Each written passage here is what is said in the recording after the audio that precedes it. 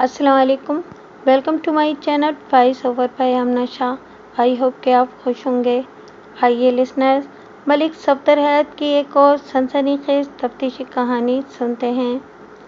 हक चाहे कितना ही लाकर क्यों ना हो, इसकी आवाज़ को दबाया नहीं जा सकता। हक दर हकीकत एक ऐसा सच है जो तनवीर सहर के मानंद शफाफ और आया होता है। वो माह जनवरी की एक ठंडी ठार सुबह थी। मैं हस्बे मामूल तैयार होकर अपने कमरे में पहुंचा तो एक कांस्टेबल ने मेरे पास आकर इतला दी, मलिक साहब, एक अजीबोगरीब लाश मिली है। मज़कूरा कांस्टेबल का नाम खावर था। ये इतला देते हुए वो खासा घबराया हुआ लग रहा था। खावर, तुम्हारी हालत को देखकर तो यही महसूस हो रहा है कि तुमने किसी खौफनाक चुड़ैल से मुलाकात कर ली है। मैंने उसके चेहरे पर निगाह जमाकर मोतदिल अंदाज में कहा, क्या तुम इस अजीबोगरीब लाश को अपनी आंखों से देखकर आ रहे हो? और सबसे पहले तो मुझे ये बताओ कि कोई लाश अजीबोगरीब कैसे हो सकती है? जनाब, मैंने इस लाश को नहीं देखा, वो जल्दी से वजाहत करते हुए बोला। इधर मौजा करीमाबाद से 2 बंदे इस लाश की इतला देने थाने आए हैं। वो दोनों बाहर बरामदे में बैठे हुए हैं। उन्होंने मुझे जो बताया वो मैंने आपकी खिदमत में अर्ज कर दिया है। ठीक हो गया, मैंने एक गहरी सांस खारिज करते हुए कहा। तुम इन बंदों को मेरे पास भेज दो। वो ये कहते हुए बाहर निकल गया। Okay sir. जब मैं अपने कमरे की तरफ आ रहा था तो मैंने बरामदे में चौबी बेंच पर 2 अफराद को बैठे देखा था। उन्होंने गर्म चादरों की इस तरह बुक्कलें मार रखी थीं कि मैं इनके चेहरे नहीं देख पाया था। मैं इन पर एक सरसरी सी निगाह डालकर अंदर आ गया था। आइंदा 15 सेकंड में कांस्टेबल खावर ने मुतज़क्करा बाला इन दोनों अफराद को मेरे कमरे में भेज दिया। इनमें से एक का नाम मकसूद और दूसरे का सलामत था। मैंने इन्हें बैठने के लिए कहा, फिर बारी बारी इनकी जानिब देखते हुए पूछा, मुझे बताओ तुम लोग कहाँ से आए हो और मेरा थाना तुम्हारे लिए क्या कर सकता है? मैं तुम्हारे मसले के बारे में तफसीलन जानना चाहता हूँ। कांस्टेबल खावर ने मुझे जो कुछ बताया था मैंने सरे दस्त उसे अपने दिमाग में एक तरफ रख दिया था। मैं फरियादियों की ज़बान से इनकी परेशानी का अहवाल सुनना चाहता था। थानेदार साहब, हमारा ताल्लुक़ मौजा करीमाबाद से है, मकसूद ने मेरे सवाल के जवाब में बताया। हमारे गांव के एक घर की दीवार में किसी बंदे की लाश फंसी हुई है। क्या मतलब है तुम्हारा? मैंने उसकी बात पूरी होने से पहले ही पूछ लिया। कोई लाश भला किसी दीवार में कैसे फंस सकती है? बात यह है थानेदार साहब, मकसूद का साथी सलामत वजाहत करते हुए बोला। आदिल हमारे गांव का एक छोटा जमींदार है। इसके मकान के पिछवाड़े कमरे की अकबी दीवार में किसी ने इस साइज का गोल सुराख बनाया है जिसके जरिए आम जसामत का कोई आदमी बआसानी अंदर से बाहर और बाहर से अंदर आ सके। इसी मोखले में से किसी शख्स का सर और कंधा बाहर निकले हुए हैं। इसके जिस्म का बाकी हिस्सा घर के अंदर है, इसीलिए मकसूद ने इस लाश के दीवार में फंसने की बात की है। ओह, मैंने एक गहरी सांस खारिज करने के बाद सवाल किया, तुमने मोखले में फंसे हुए इस शख्स के लिए लाश का लफ्ज़ क्यों इस्तेमाल किया है? तुम्हें कैसे पता चला कि मर्द मज़कूर अब इस दुनिया में बाकी नहीं रहा? आप वहाँ चलकर खुद ही देख लें थानेदार साहब, मकसूद ने गहरी संजीदगी से कहा। किसी ने इस बदनसीब शख्स के सर को बुरी तरह कुचल डाला है। नीचे ज़मीन पर आपको खून भी नजर आएगा। सर के अकबी हिस्से से खारिज होने वाले लहू ने दीवार में फंसे हुए बंदे के चेहरे को तरबतर कर रखा है।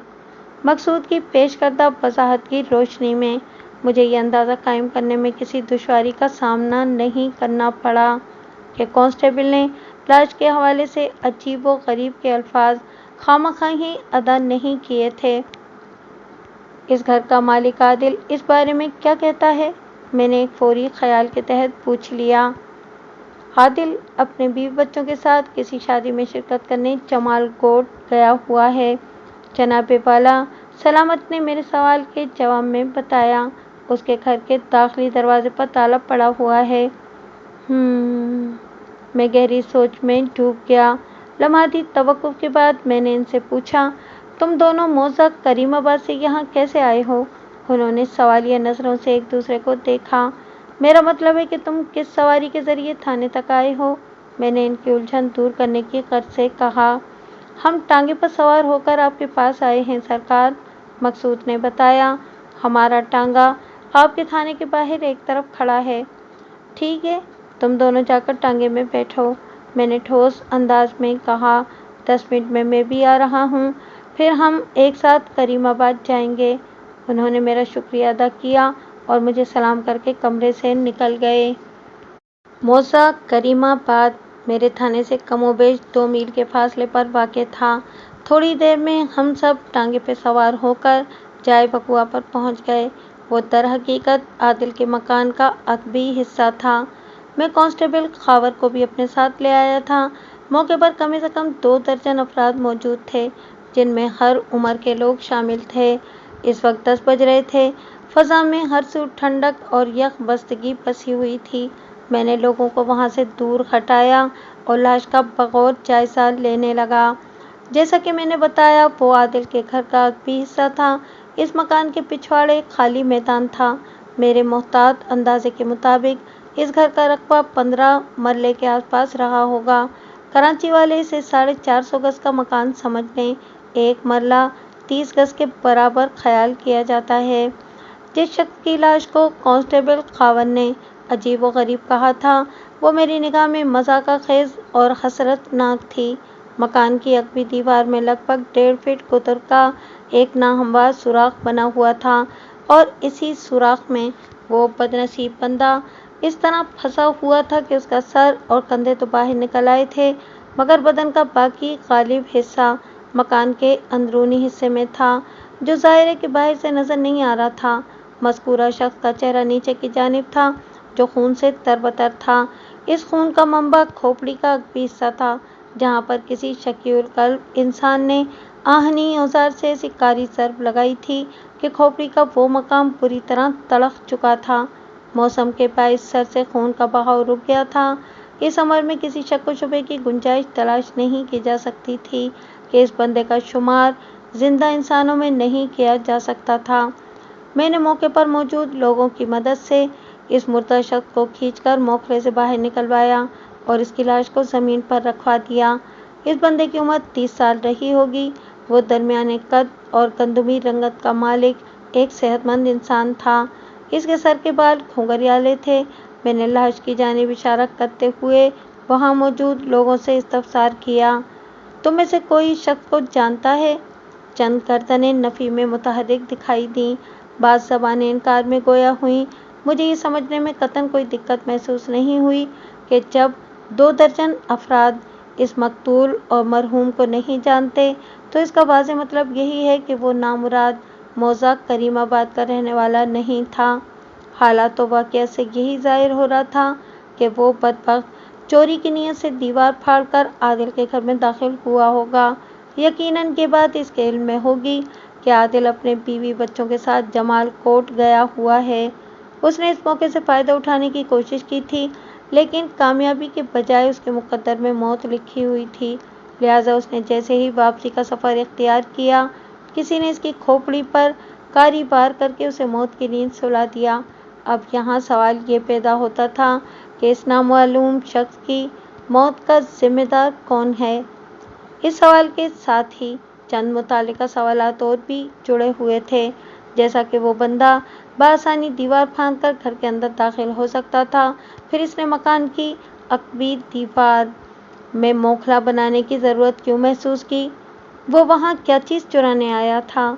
مال مسروقہ کہاں چلا گیا؟ گھر کے اندرونی حالات کی کیا صورت ہے؟ وغیرہ وغیرہ۔ ان میں سے بیشتر سوالات کے جوابات گھر کے اندر داخل ہونے سے مل سکتے تھے، اور یہ اس وقت ممکن تھا جب گھر کا مالک وہاں موجود ہو۔ گھر کے اندرونی حصے تک رسائی حاصل کرنے کا ایک راستہ وہ موکھلا بھی تھا۔ سطح زمین سے کوئی 2 فٹ اوپر 1.5 فٹ قطر کے اس موکھلے کے توسط سے کسی بھی بندے کو گھر کے اندر بھیجا جا سکتا تھا، لیکن سرِ دست مجھے یہ مناسب نہیں لگا اور میں نے فی الفور 2 بندوں کو موزہ جمال کوٹ کی طرف دوڑا دیا تاکہ وہ عادل کو لے کر یہاں آ جائیں۔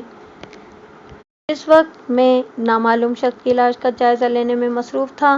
اسی دوران میں کانسٹیبل خاور گھوم پھر کر کوئی ایسی شے تلاش کرنے کی کوشش کر رہا تھا جس سے इस पुरस्कार मामले को समझने में मदद मिल सके, और वो अपनी इस कोशिश में कामयाब भी रहा था। मलिक साहब, वो मेरी तरफ आते हुए हिजानी लहजे में बोला, ये देखें, मुझे क्या मिला है। मैंने चौंक कर उसकी जानिब देखा। उसके हाथ में मुझे एक हथौड़ा और एक छेनी नजर आए। मैंने इन दोनों औजारों का बगौर मुआयना किया तो मेरे जहन में घंटियां सी बज उठीं। चीनी के ब्लेड पर सूखी मिट्टी लगी हुई थी, जबकि हथौड़े के सर पर मुझे खून के आसार दिखाई दिए। जब मैंने इस जमे हुए खून का बारीक बीनी से जायजा लिया तो उसके अंदर मुझे चंद बाल भी चिपके हुए नजर आए। बादी नज़र में ये कहा जा सकता था कि इसी छेनी और हथौड़े की मदद से दीवार में वो मोखरा बनाया गया था, और इसी हथौड़े की एक खतरनाक ज़रब ने इस नामालूम शख्स की ज़िंदगी का चिराग गुल किया था। मैंने मौके की कार्रवाई को निपटाने के बाद नामालूम शख्स की लाश को पोस्टमार्टम के लिए जिला अस्पताल भिजवा दिया। कांस्टेबल खावर लाश के साथ गया था। मैंने मज़कूरा हथौड़ा और छेनी भी इसके हवाले कर दिए थे ताकि इनका लेबॉरेटरी टेस्ट भी साथ ही हो जाए। पोस्टमार्टम के अलावा लेबॉरेटरी टेस्ट की रिपोर्ट भी इस मुहिम को हल करने में मेरी मदद कर सकती थी। इस वक्त मैं जिस किस्म के हालात से नबर्दाश्त था, इनमें पाँव के निशानात की बड़ी अहमियत थी। इस यकबस्ता रात में कोई बंदा बशर खामखा आदिल के मकान के पिछवाड़े आने की हिमाकत नहीं कर सकता था। मकतूल और कातिल तो बहरहाल वहाँ ज़रूर आए थे, लिहाजा इनके कदमों के निशानात से मैं बहुत कुछ मालूम कर सकता था। इनका खुरा मुझे बता रहा और बता देता कि वो कहाँ से आए थे और किधर गए थे। मैंने मौके पर मौजूद अफराद में से कई एक से पूछताछ भी की, लेकिन काम की कोई बात सामने नहीं आई। इनमें से कोई भी नामालूम मकतूल या उसके कातिल के बारे में कुछ नहीं जानता था। ये जुज़वी शनाख्त और अधूरी जानकारी भी काफ़ी है। मैंने एक गहरी सांस खारिज करते हुए कहा, ज़रूरत पड़ने पर हम इम्तियाज़ को भी पूछताछ के लिए थाने बुला सकते हैं। कांस्टेबल खावर ने मेरी तजवीज़ की तायद की। हमारे बीच इसी मौजू पर बात हो रही थी कि खोजी चाचा, छूरा और कांस्टेबल कादिर अपने मिशन से लौट आए। इस वक्त सूरज ग़ुरूब हो रहा था, ताहम मौसम सरमा की वजह से ऐसा महसूस हो रहा था कि रात हो चुकी है। फ़ज़ा में धुंध आमेज़ खुनकी बदरजाहत मौजूद थी। मैंने खोजी को फ़ौरन अपने कमरे में बुला लिया। वो सलाम करके मेरे सामने एक चौबी कुर्सी पर बैठ चुका तो मैंने इसके चेहरे पर निगाह जमाकर इस्तफ़सार किया। हाँ भाई चाचा, क्या रिपोर्ट है? रिपोर्ट तो हौसला अफ़ज़ा है मलिक साहब, वो पुरएतमाद लहजे में बोला। मैंने 2 अफराद का खुरा निकाल लिया है, लेकिन मेरा काम अभी मुकम्मल नहीं हुआ। रोशनी कम हो जाने की वजह से मुझे अपने काम को एक मकाम पर रोकना पड़ा है। कल सुबह वहीं से शुरू करूँगा। चाचा, मैं चाहता हूँ कि तुम अपनी आज की कारकर्दगी की तफसील मुझसे बयान करो। मैंने उसकी आंखों में देखते हुए कहा, मेरी बात समझ रहे हो ना? उसने उस बात में गर्दन हिलाई और ठहरे हुए लहजे में बताने लगा, मलिक साहब, करीमाबाद के पहलू में लगभग 1 फर्लांग के फासले पर एक नहर है जिसका बहाव करीमाबाद से जुनूब मगरिब की सिमत यानी कि जमाल कोट की तरफ है।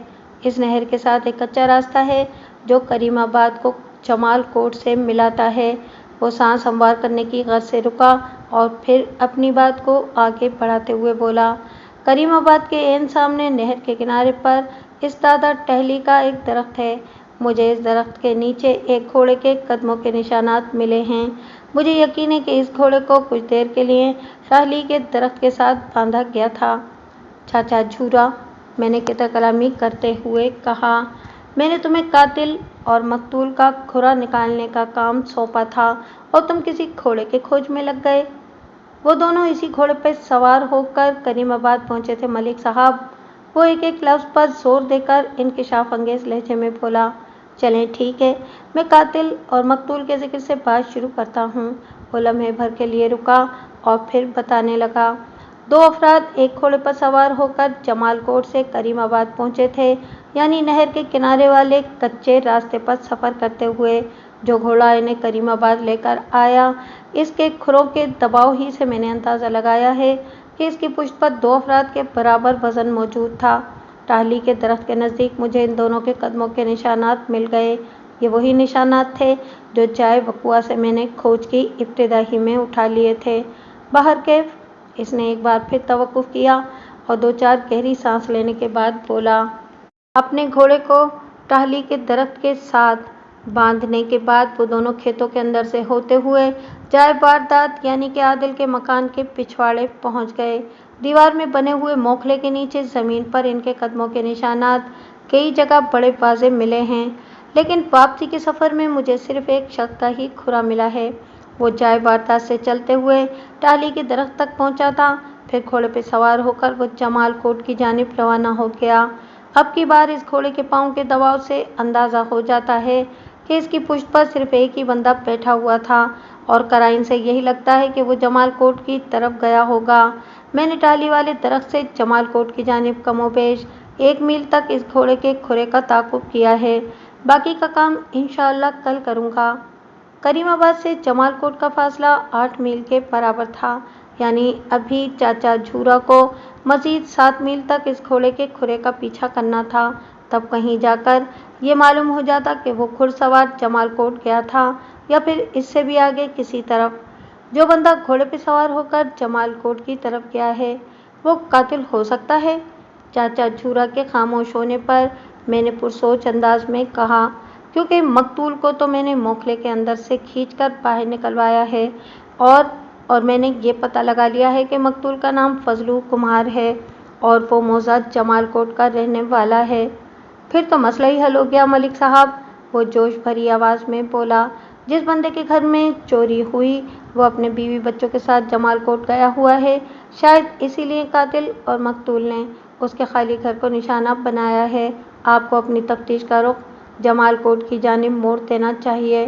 تم ٹھیک کہہ رہے ہو چاچا، میں نے گول مول جواب دیا۔ وہ مجھے سلام کر کے رخصت ہو گیا۔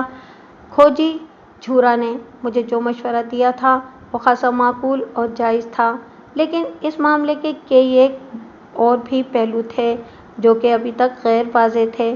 مجھے عادل کی واپسی کا انتظار تھا، اس سے ملاقات کے بعد ہی میں کوئی مؤثر لائحہ عمل تیار کر سکتا تھا۔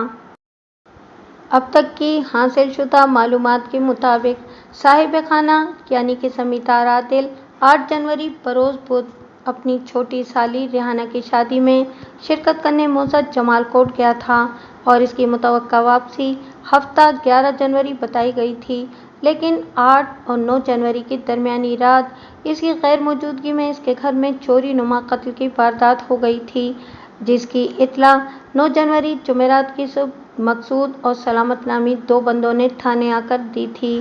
اس کے بعد ہی میں نے اپنی کارروائی کا آغاز کیا تھا۔ عادل کی سسرال موضع جمال کوٹ میں آباد تھی، اسی لیے وہ اپنے گھر کو تالا بند کر کے بیوی بچوں کے ساتھ جمال کوٹ گیا تھا۔ اس کی بیوی کا نام زہرا تھا اور 3 بچے علل ترتیب کچھ اس طرح تھے: 12 سالہ عدیل، 8 سالہ نورین اور 5 سالہ نبیل۔ کھوجی چاچا جھورا نے مجھے جو مشورہ دیا تھا موجودہ حالات میں وہ نہایت ہی موزوں دکھائی دیتا تھا۔ اس نے گھڑ سواروں کا جو کھرا نکالا تھا وہ جمال کوٹ اور کریم آباد کے درمیان ان کی نقل و حرکت کو ظاہر کرتا تھا۔ پھر مقتول کی جزوی شناخت بھی اسی جانب اشارہ کرتی تھی کہ مقتول فضلو کمار کا تعلق موضع جمال کوٹ سے تھا۔ انہی حالات و واقعات کی روشنی میں میں نے جمال کوٹ پر دائرہ لگا کر اسے اپنے ذہن میں محفوظ کر لیا تھا، لیکن رات کے آخری پہر ایک ایسا واقعہ رونما ہوا جس نے میرے آئندہ روز کے پروگرام کو درہم برہم کر کے رکھ دیا تھا۔ میں عموماً فجر کی اذان کے ساتھ بیدار ہو جاتا ہوں، یہ میرا سال ہر سال کا معمول ہے، لیکن جمعہ 10 جنوری کو جب میری آنکھ کھلی تو اس وقت صبح کے 3 بجے تھے، اور میرے بیدار ہو جانے کا سبب وہ دھواں دھار بارش تھی جس کی مخصوص آواز نے مجھے قبل از وقت جگا دیا تھا۔ وہ موسم سرما کی ایک یخ بستہ رات تھی۔ اس بارش نے سردی کی شدت میں کئی گنا اضافہ کر دیا تھا۔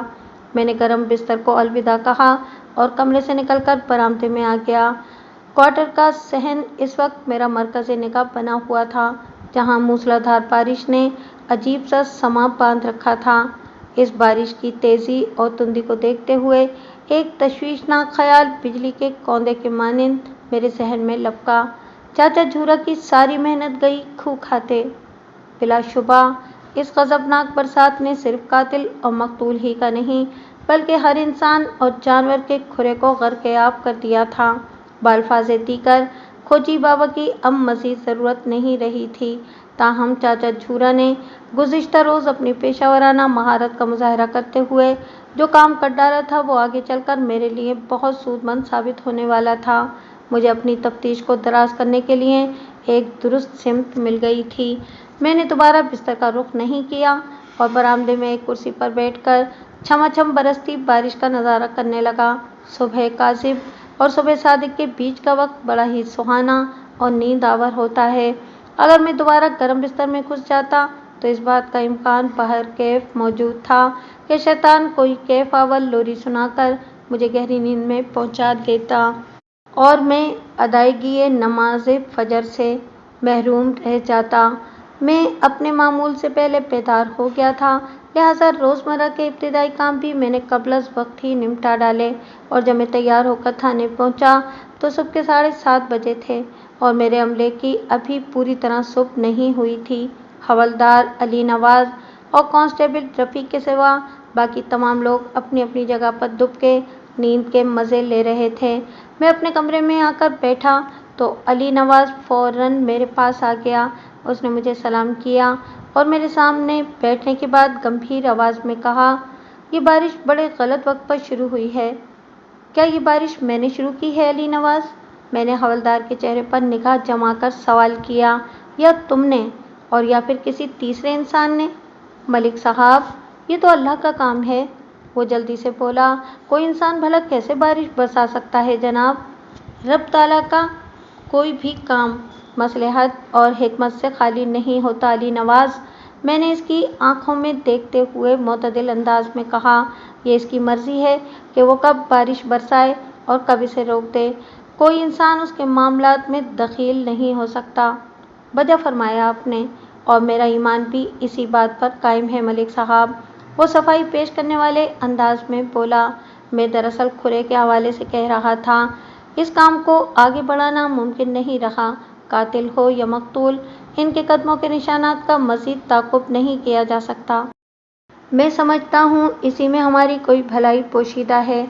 मैंने एक गहरी सांस खारिज करते हुए कहा, कुदरत जब किसी इंसान पर एक दरवाज़ा बंद करती है तो इसके बदले में इसके सामने एक से ज़्यादा दरवाज़ा खोल देती है, जिसके नतीजे में इस इंसान के लिए रास्ता साफ और मंजिल आसान हो जाती है। हवलदार ने जवाबन कुछ नहीं कहा।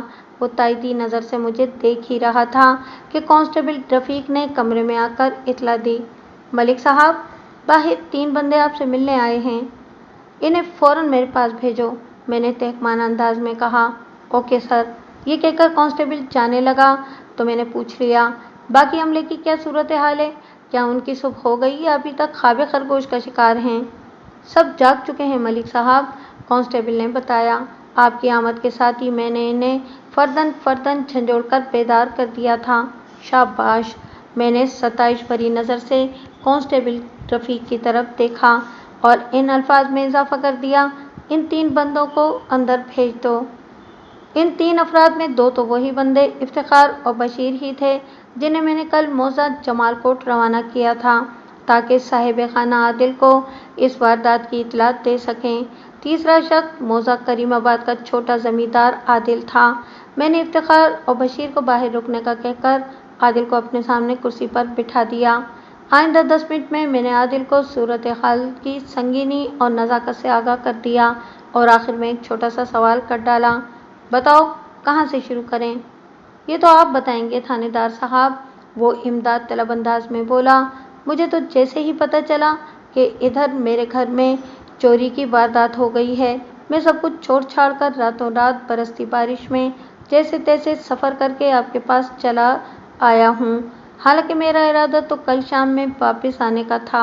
कल दिन में रिहाना करने का और रुखसती हो गई थी और दोपहर में आज वलीमे की तकरीब है। मैंने वलीमे में शिरकत ज़रूरी नहीं समझी और सीधा यहाँ आ गया हूँ। तुम्हारी इस फुर्ती से मैं मुतासिर हुआ हूँ। मैंने इसके चेहरे पर निगाह जमाकर मायने खेज अंदाज में कहा, इससे यह भी जाहिर होता है कि तुम एक कानून पसंद आदमी हो, वरना तुम्हारी जगह अगर कोई और होता तो वो थाने आने के बजाय सीधे अपने घर पहुंचता ताकि वो इस बात का अंदाज़ा लगा सके कि इसका कितना नुकसान हुआ है। वो गड़बड़ाए हुए लहजे में बोला, ये तो आप बिल्कुल ठीक कह रहे हैं थानेदार साहब, اور یہ بھی ہو سکتا ہے کہ تمہارے گھر میں کوئی قیمتی شے موجود ہی نہ ہو۔ میں نے اس کی آنکھوں میں دیکھتے ہوئے ٹٹولنے والے انداز میں کہا، اس لیے تم گھر کی پرواہ کیے بغیر تھانے آ گئے؟ ایسی بات نہیں ہے تھانے دار صاحب، عادل اضطراری لہجے میں بولا، میرے گھر میں تو بہت کچھ موجود ہے، اگرچہ وہ سب زہرا کی ملکیت ہے، لیکن اس کی قدر و قیمت کو تو نظر انداز نہیں کیا جا سکتا۔ میں نے کریدنے والے انداز میں استفسار کیا، کیا تم مجھے اپنے قیمتی سامان کے بارے میں کچھ بتا سکتے ہو؟ سامان قیمتی ہونا یا نایاب ہونا، اس کی تو مجھے کوئی فکر نہیں ہے تھانے دار صاحب، وہ تشویش بھرے لہجے میں بولا، اصل مسئلہ طلائی زیورات اور نقدی کا ہے جناب۔ اوہ، تو یہ بات ہے، میں نے ایک گہری سانس خارج کرتے ہوئے کہا، پھر کاغذ قلم سنبھالنے کے بعد ان الفاظ میں اضافہ کر دیا، کیا تم مجھے اس نقدی اور طلائی زیورات کے بارے میں تفصیلاً بتاؤ گے؟ جی بالکل، مجھے اچھی طرح یاد ہے، وہ جلدی سے بولا، نقد رقم پورے 2500 روپے ہے اور مختلف طلائی زیورات کا کل وزن 25 تولے کے قریب ہوگا، اور جو زیورات تمہاری بیوی اور بیٹی نے شادی میں شرکت کے لیے پہن رکھے ہیں وہ ان 25 تولے کے زیورات کے علاوہ ہیں۔ میں نے سوالیہ نظر سے اس کی طرف دیکھا، میں ٹھیک کہہ رہا ہوں نا؟ اس نے اس بات میں گردن ہلانے پر اکتفا کیا، وہ بہت آج کے مقابلے میں سستا زمانہ تھا، ایک عام آدمی کی تنخواہ 30 سے 50 روپے ماہانہ تک ہوا کرتی تھی، گندم 1 روپے کی 5 سے 8 من مل جایا کرتی تھی، اور سونا محض 80 روپے تولہ فروخت ہوتا تھا۔ اس سے آپ اندازہ لگا سکتے ہیں کہ اس زمانے اور آج کے زمانے میں زمین اور آسمان، بلکہ آسمانوں کا فرق ہے۔ پھر تو ہمیں فوراً جائے وقوع پر پہنچنا چاہیے، میں نے ایک جھٹکے سے اٹھ کر کھڑے ہوتے ہوئے کہا، اب تم آ ہی گئے ہو تو ہم تمہارے گھر کے داخلی دروازے سے اندر جائیں گے، جبھی صحیح طور پر اندازہ ہو پائے گا کہ اس واردات میں مقتول فضلو کے علاوہ اور کتنا اور کس نوعیت کا نقصان ہوا ہے۔ کیا تم اپنے گھر کی چابیاں ساتھ لائے ہو؟ جج جی، وہ سر کو اسباتی جنبش دیتے ہوئے بولا، کیا آپ نے مقتول کی شناخت کر لی ہے؟ ہاں، میں نے ایک ایک لفظ پر زور دیتے ہوئے کہا، اس بندے کا نام فضل کمار عرف فضلو ہے اور وہ موزد جمال کوٹ کا رہنے والا ہے۔ اوہ، وہ ایک بوجھل سانس خارج کر کے بولا، میں اس بندے کو نہیں جانتا۔ جانکاری کا مرحلہ تو ابھی شروع ہوا ہے عادل، میں نے سرسراتی ہوئی آواز میں کہا، آگے آگے دیکھیں ہوتا ہے کیا؟ وہ اس بات میں گردن ہلا کر رہ گیا۔ گزشتہ روز بھی موزہ کریم آباد کی طرف آتے ہوئے اگرچہ مطلع صاف نہیں تھا، لیکن آج تو دھوپ ندارت سردی موجود کے علاوہ آسمان گھنے سیاہ سرمئی بادلوں سے بھی ڈھکا ہوا تھا اور رم جھم پھوار کا عمل تسلسل کے ساتھ جاری تھا۔ کل کی بنسبت آج ہم قدرے تاخیر سے جائے وقوع پر پہنچے اور میں نے عادل کے مکان کی عقبی سمت جانے کے بجائے گھر کے داخلی دروازے کا رخ کیا۔ گھر کی چابیاں عادل کے پاس تھیں، لہٰذا ہمیں مکان کے اندرونی حصے تک رسائی حاصل کرنے میں کسی دشواری کا سامنا نہیں کرنا پڑا۔ جیسا کہ میں اس کتھا کی ابتدا میں بتا چکا ہوں کہ وہ 15 مرلے پر بنا ہوا ایک کشادہ مکان تھا۔ گھر کے عقبی حصے میں 3 بڑے سائز کے کمرے پہلو بہ پہلو بنے ہوئے تھے اور ان کے آگے ایک طویل برآمدہ موجود تھا۔ مکان کے سامنے والے حصے میں داخلی دروازے سے متصل ایک شیڈ سا بنا ہوا تھا جہاں چند مویشی موجود تھے، جن میں بیل، بکریاں اور بھینسیں شامل تھیں۔ باورچی خانہ اور غسل خانہ برآمدے کے بعد مغربی دیوار کے ساتھ دکھائی دے رہے تھے۔ میں تھانے سے اپنے ساتھ کانسٹیبل رفیق کو بھی لے کر آیا تھا۔ عادل کے مکان کے وسط میں بڑ کا ایک دیو قامت درخت ایستادہ تھا جو اس مکان کے صحن کے ماتھے کا جھومر نظر آتا تھا۔ میں عادل اور رفیق کی معیت میں کشادہ صحن سے گزر کر برآمدے تک جا پہنچا۔ میرے سامنے موجود تینوں کمروں کے دروازوں پر تالے پڑے ہوئے تھے۔ میں نے عادل کی طرف دیکھتے ہوئے معتدل انداز میں کہا، تم باری باری ان کمروں کے تالے کھولو تاکہ ہم اندر جا کر صورتحال کا جائزہ لے سکیں۔ عادل نے اس بات میں سر ہلایا اور دائیں جانب والے کمرے کی سمت بڑھ گیا۔ مذکورہ کمرہ مکان کے جنوب مغربی حصے میں بنا ہوا تھا۔ اسی طرح ایک کمرہ مکان کے جنوب مشرقی حصے میں تعمیر کیا گیا تھا، جبکہ تیسرا کمرہ ان 2 کمروں کے درمیان مکان کے جنوبی حصے میں موجود تھا۔ दरअसल ये तीनों कमरे एक कतार में बने हुए थे। आदिल ने ताला खोलने के बाद जब दरवाज़ा वाक किया तो मेरे ज़हन को एक झटका सा लगा। इस कमरे की अक़वी यानी कि जुनूबी दीवार में एक मोखला हम सबका मुंह चिढ़ा रहा था। इसी मोखले के अंदर फंसी हुई मुबैना मकतूल फजलू की लाश को मैंने खींचकर बाहर निकलवाया था। इस मोखले पर निगाह पड़ते ही आदिल की हालत गैर हो गई। वो ये कहते हुए तेज़ी से एक आदमकद अलमारी की जानिब बढ़ गया। ओ खुदाया, वो सब कुछ ले गए। मज़कूरा अलमारी के दोनों पट खुले हुए थे। मैंने अलमारी के अंदर कपड़ों के अलावा मुख्तलिफ किस्म का दूसरा सामान भी रखा देखा, जो बेतरतीबी से इधर उधर बिखरा हुआ था। अलमारी के दरमियानी हिस्से में एक लॉकर नुमा पोर्शन भी दिखाई दे रहा था, जिसका दरवाज़ा खुला हुआ था और वो अंदर से खाली नज़र आ रहा था।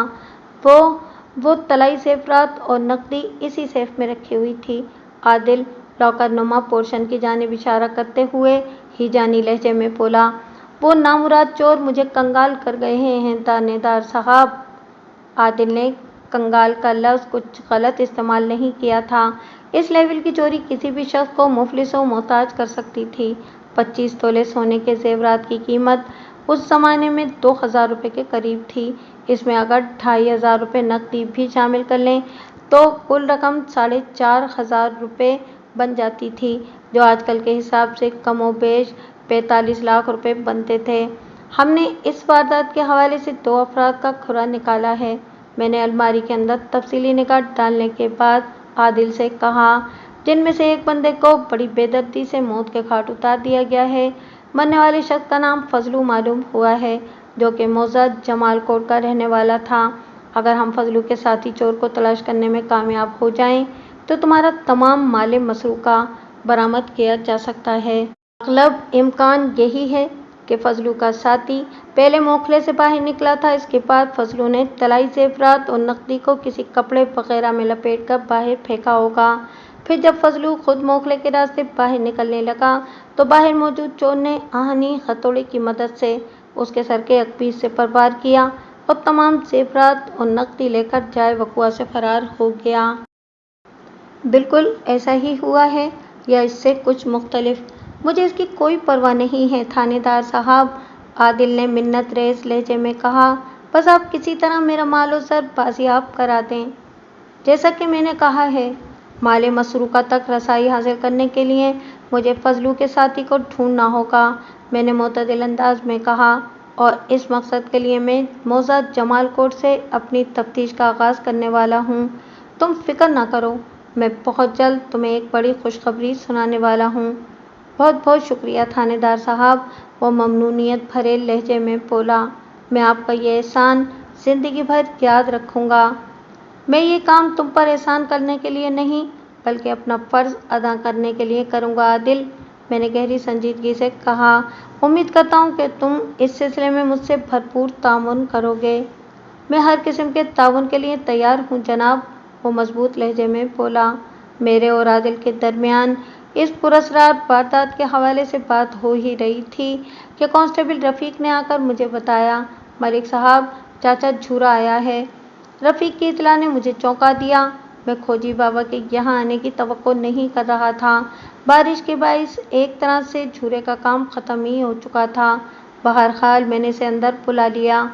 अस्सलाम वालेकुम मलिक साहब, चाचा झूरा ने बावाज़ बुलंद मुझे सलाम किया और कहा, मैं थाने से सीधा इधर आ रहा हूँ। हवलदार अली नवाज़ ने मुझे बताया कि आप साहिब खाना के साथ करीमाबाद गए हैं, तो मेरे दिमाग में एक बिजली सी चमकी। वो सांस हमवार करने की गर्ज से रुका तो मैंने सरसरी अंदाज में कहा, इसमें कौन सी ख़ास बात है चाचा, बरसात के मौसम में बिजली तो चमका ही करती है। मैं आसमान पर चमकने वाली बिजली की बात नहीं कर रहा मलिक साहब, वो मेरे बजाय दीवार में बने हुए मोखले की तरफ देखते हुए बोला। मैं अपने दिमाग में होने वाले धमाके का जिक्र कर रहा हूँ। तो इस धमाके का ताल्लुक इस मोखले से है, मैंने सरसराती हुई आवाज़ में कहा, इसीलिए तुम्हारी तवज्जो इस सुराख पर मरकूज़ है ना? बिल्कुल बिल्कुल सही पकड़ा मलिक साहब, वो पुरजोश लहजे में बोला। मकान से बाहर वाले खुरे को तो बारिश ने कहीं का नहीं छोड़ा, लेकिन अगर आपकी इजाज़त हो तो मैं इस कमरे के अंदर एक नज़र दौड़ा लूँ। मेरी तरफ से पूरी इजाज़त है, मैंने कहा। तुम एक नहीं 100 नज़रें दौड़ाओ, मैं बाहर जाकर तुम्हारे नतीजे का इंतज़ार करता हूँ। नतीजा? उसने उलझनज़दा नज़र से मुझे देखा। चाचा, तुमने नज़र दौड़ाने का इरादा ज़ाहिर किया है ना? मैंने वजाहत करते हुए कहा। तुम्हारी नज़र की भाग दौड़ का कोई तो नतीजा बहरहाल निकलेगा ही ना। मैं इसी नतीजे की बात कर रहा हूँ। अब आई बात समझ में? जी, चंगी तरह आ गई। वो अस्पात में गर्दन हिलाते हुए बोला। तो फिर लग जाओ काम से, मैंने कहा। फिर आदिल की जानिब देखते हुए इन अल्फाज में इजाफा कर दिया, आओ हम बाहर चलते हैं। वो मेरे साथ चल पड़ा। हम कमरे से निकलकर बरामदे में आए तो कुशादा सहन पर मेरी निगाह पड़ी और तभी मुझे पता चला कि बारिश थम चुकी है। अब महज हल्की फुल्की बूंदाबांदी जारी थी। थानेदार साहब, मैं आपके लिए कुर्सी लेकर आता हूँ, आदिल एक कमरे की जानिब बढ़ते हुए बोला। फिर आराम से बैठकर बात करते हैं। मैं तवज्जो से उसे देखने लगा। वो आखिरी कमरे की तरफ गया था। उसने मज़कूरा कमरे का ताला खोला, फिर वो अंदर से 2 कुर्सियाँ निकाल लाया। मेरी सिमत आते हुए उसने बताया, ये कमरा मैं बैठक के तौर पर इस्तेमाल करता हूँ। इसका इशारा इसी तीसरे और आखिरी कमरे की जानिब था, जहाँ से वो कुर्सियाँ उठाकर लाया था। अगर आप चाहें तो हम बैठक में बैठकर भी गुफ्तगू कर सकते हैं। नहीं, इधर बरामदे में ही ठीक है, मैंने जवाबन कहा। सर्दी का मौसम मुझे बहुत पसंद है, तुम यहीं पर कुर्सियाँ रख दो। उसने फ़ौरन से बेशतर मेरे हुक्म की तामील कर दी। जब हम आमने सामने कुर्सियों पर बैठ चुके तो मैंने बीच वाले मुकफ़्फ़ल कमरे की सिमत इशारा करते हुए पूछा, इस कमरे में कौन रहता है? अदील और नौरीन, उसने जवाब दिया। छोटा बच्चा नबील हमारे साथ इस कमरे में रहता है, जहां आपका खोजी इस वक्त अपने काम में मसरूफ़ है। मौज़ा जमाल कोट का रुख करते हुए मैंने इन तीनों कमरों और दाखिली दरवाजे को बंद करके इन पर मजबूत ताले लगा दिए थे।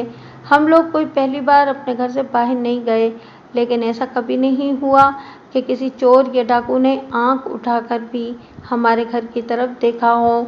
ये पहली मर्तबा हुआ है थानेदार साहब। कोई भी काम जब पहली दफ़ा होता है तो इससे इंसान के दिमाग को एक झटका लगता है। आदिल, मैंने ठहरे हुए लहजे में कहा, ये झटका खुशगवार भी हो सकता है और होश उड़ा देने वाला भी। तुम्हारी बदकिस्मती के इस झटके ने तुम्हें हिलाकर रख दिया है। आप बिल्कुल ठीक कह रहे हैं थानेदार साहब, वो तायदी अंदाज में गर्दन हिलाते हुए बोला।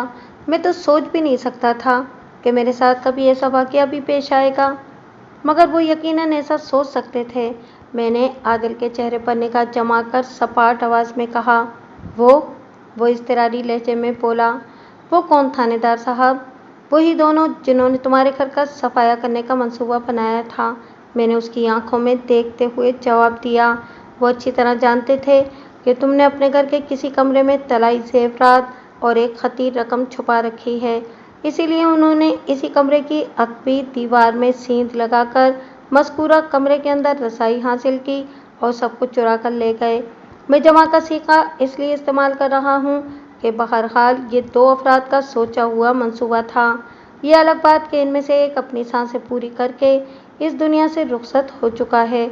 मज़ीद बरआं, मैंने लम्हाती तवक्कुफ़ करके अपनी बात को आगे बढ़ाते हुए कहा, अलावा इसी वो दोनों इस बात से भी वाकिफ़ थे कि तुम अपने बीवी बच्चों के साथ चंद दिनों के लिए जमाल कोट जा रहे हो, इसीलिए उन्होंने तुम्हारे ग़ियाब में इस वारदात का मंसूबा बनाया। लेकिन एक बात अभी तक मेरी समझ में नहीं आ रही है। कौन सी बात थानेदार साहब? उसने तुरंत सवाल किया। वो लोग बासानी तुम्हारे घर के सहन की तीनों जानिब से कोई भी दीवार फलांग कर अंदर दाखिल हो सकते थे, मैंने बदस्तूर उसकी आंखों में झांकते हुए ठोस अंदाज में कहा। फिर उन्होंने मकान की अकबी दीवार में मोखला बनाने की जहमत क्यों उठाई, हालांकि ये जहमत खासी ख़तरनाक भी थी। कोई भी शख्स आते जाते इनकी इस पुरअसरार कार्रवाई को देख सकता था, जिसके बाद इनके लिए अपने मंसूबे पर अमल करना मुमकिन न रहता। इस तरफ तो मेरा ध्यान ही नहीं गया, वो चौंके हुए लहजे में बोला। आप बिल्कुल ठीक कह रहे हैं थानेदार साहब, ये बात वाकई हजम होने वाली नहीं है। खैर, मैंने एक बोझल सांस खारिज करते हुए पुरसोच अंदाज में कहा, मैं बहुत जल्द वो चूरन तैयार कर लूँगा जो इस किस्म की शकील और मुश्किल बातों को आसानी से हजम करने की सलाहियत और ताकत रखता होगा। पता नहीं मेरी बात उसके पल्ले पड़ी या नहीं। वो ऐसी नज़र से मुझे तकने लगा जैसे मेरा बयान अभी मुकम्मल नहीं हुआ। लिहाजा मैंने गहरी संजीदगी से कहा, आदिल, जैसा कि मैं तुम्हें बता चुका हूँ कि इस वारदात में एक चोर का कत्ल भी हुआ है। इस बंदे का नाम फजल कुमार उर्फ फजलू है। वो मौजूद जमाल कोट का वसनीक है। थाने में तुमने फजलू से अपनी लाइल्मी का इजहार किया है। मैं गलत तो नहीं कह रहा हूँ ना? नहीं जनाब, वो नफ़ी में गर्दन झटकते हुए बोला। मैं वाकई फजलू कुमार को नहीं जानता। ठीक है, मैंने सरसरी अंदाज में कहा। आज किसी वक्त अस्पताल से फजलू की पोस्टमार्टम शुदा लाश थाने पहुंचा दी जाएगी। मुझे इन तमाम मामलात को देखने के लिए थाने जाना होगा। अगर इस वारदात के हवाले से तुम्हें कोई ख़ास बात पता चले तो फ़ौरन मुझे इत्तला देना। जी थानेदार साहब, वो फर्माबरदारी से बोला। मैं आपके हुक्म की तामील करूँगा। इसी वक्त चाचा छूरा कमरे से निकलकर हमारे पास आ गया और इंकिशाफ अंगेज़ लहजे में बोला, मलिक साहब, नतीजा निकल आया है। बताओ, तुमने कौन सा तीर मारा है? मैंने मोतदिल अंदाज में पूछा। इस कमरे के अंदर सिर्फ एक ही बंदा दाखिल हुआ था। उसने ड्रामाई अंदाज में जवाब दिया, हर तरफ उसी के पाँव का खुरा है। मेरा मतलब है कि वो बंदा जो इस जहान से उस जहान जा चुका है। इसका दूसरा साथी मकान की अगबी जानिब मोखले के नज़दीक ही खड़ा रहा था। जब मकतूल फजलू ने माले मसरूका को मोखले से बाहर पहुंचाने के बाद खुद भी बाहर आने की कोशिश की तो बाहर मौजूद उसके साथी ने हथौड़े का कारी वार करके उसे मौत की नींद सुला दिया और खुद घोड़े पर सवार होकर जमाल कोट की जानिब रवाना हो गया। जाहिर है चोरी का सारा माल भी वो अपने साथ ले गया है। अगरचे बारिश ने मेरे काम में खटाई डालने की पूरी कोशिश की है, लेकिन देख लें, कुदरत ने मुझे सुरखरू कर दिया है। चाचा झूरा गलत नहीं कह रहा था। वाक़ियतन अब मज़ीद किसी खोज की ज़रूरत बाकी नहीं रही थी। ये तो तय हो गया था कि ज़मींदार आदिल के घर में नकब लगाने वाले इन दोनों चोरों का ताल्लुक मौजूद जमाल कोट से था।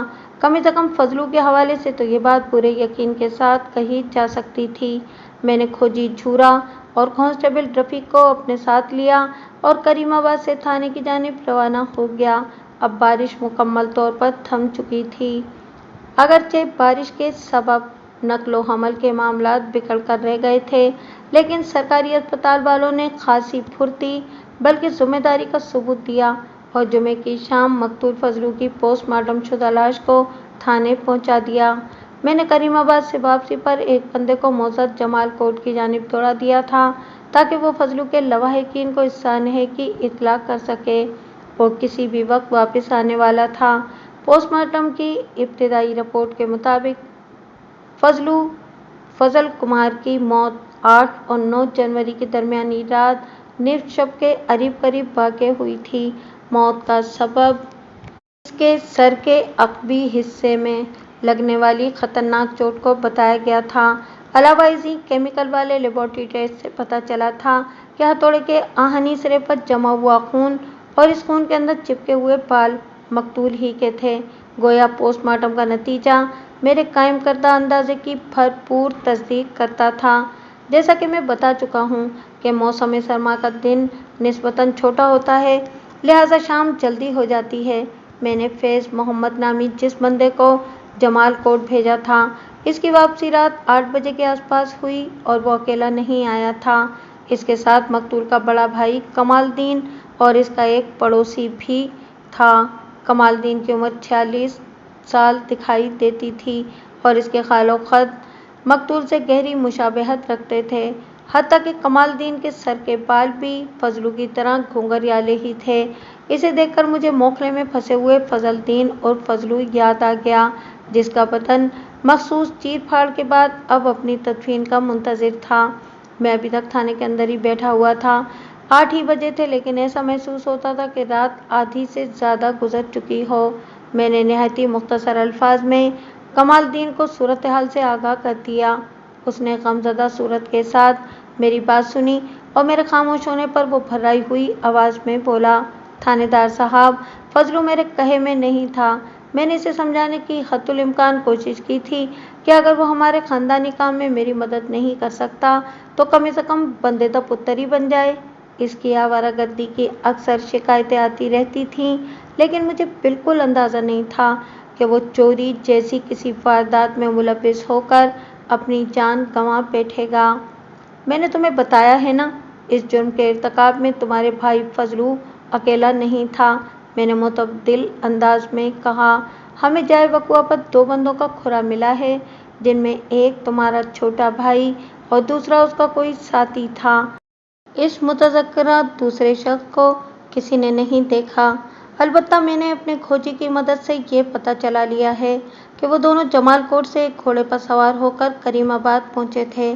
انہوں نے یہاں کے ایک زمیندار عادل کے مکان کی عقبی دیوار میں نقب لگائی اور کم و بیش 4,500 روپے کے طلائی زیورات اور نقدی چرانے میں کامیاب ہو گئے، لیکن تمہارے بھائی کی شاید قسمت خراب تھی، اس لیے جب وہ دیوار والے موکھلے سے باہر نکل رہا تھا تو اس کے ساتھی نے وزنی ہتھوڑی کی مدد سے اس کے سر کے پچھلے حصے پر ایک زوردار ضرب لگائی، جس سے اس کی موت واقع ہو گئی۔ وہ موکھلے کے اندر ہی پھنسا رہ گیا اور اس کا ساتھی مال و زر سمیٹ کر نہر کے کنارے پہنچا، جہاں ٹہنی کے ایک درخت کے نیچے ان کا گھوڑا بندھا ہوا تھا۔ وہ گھوڑے پر سوار ہوا اور جمال کوٹ کی جانب روانہ ہو گیا۔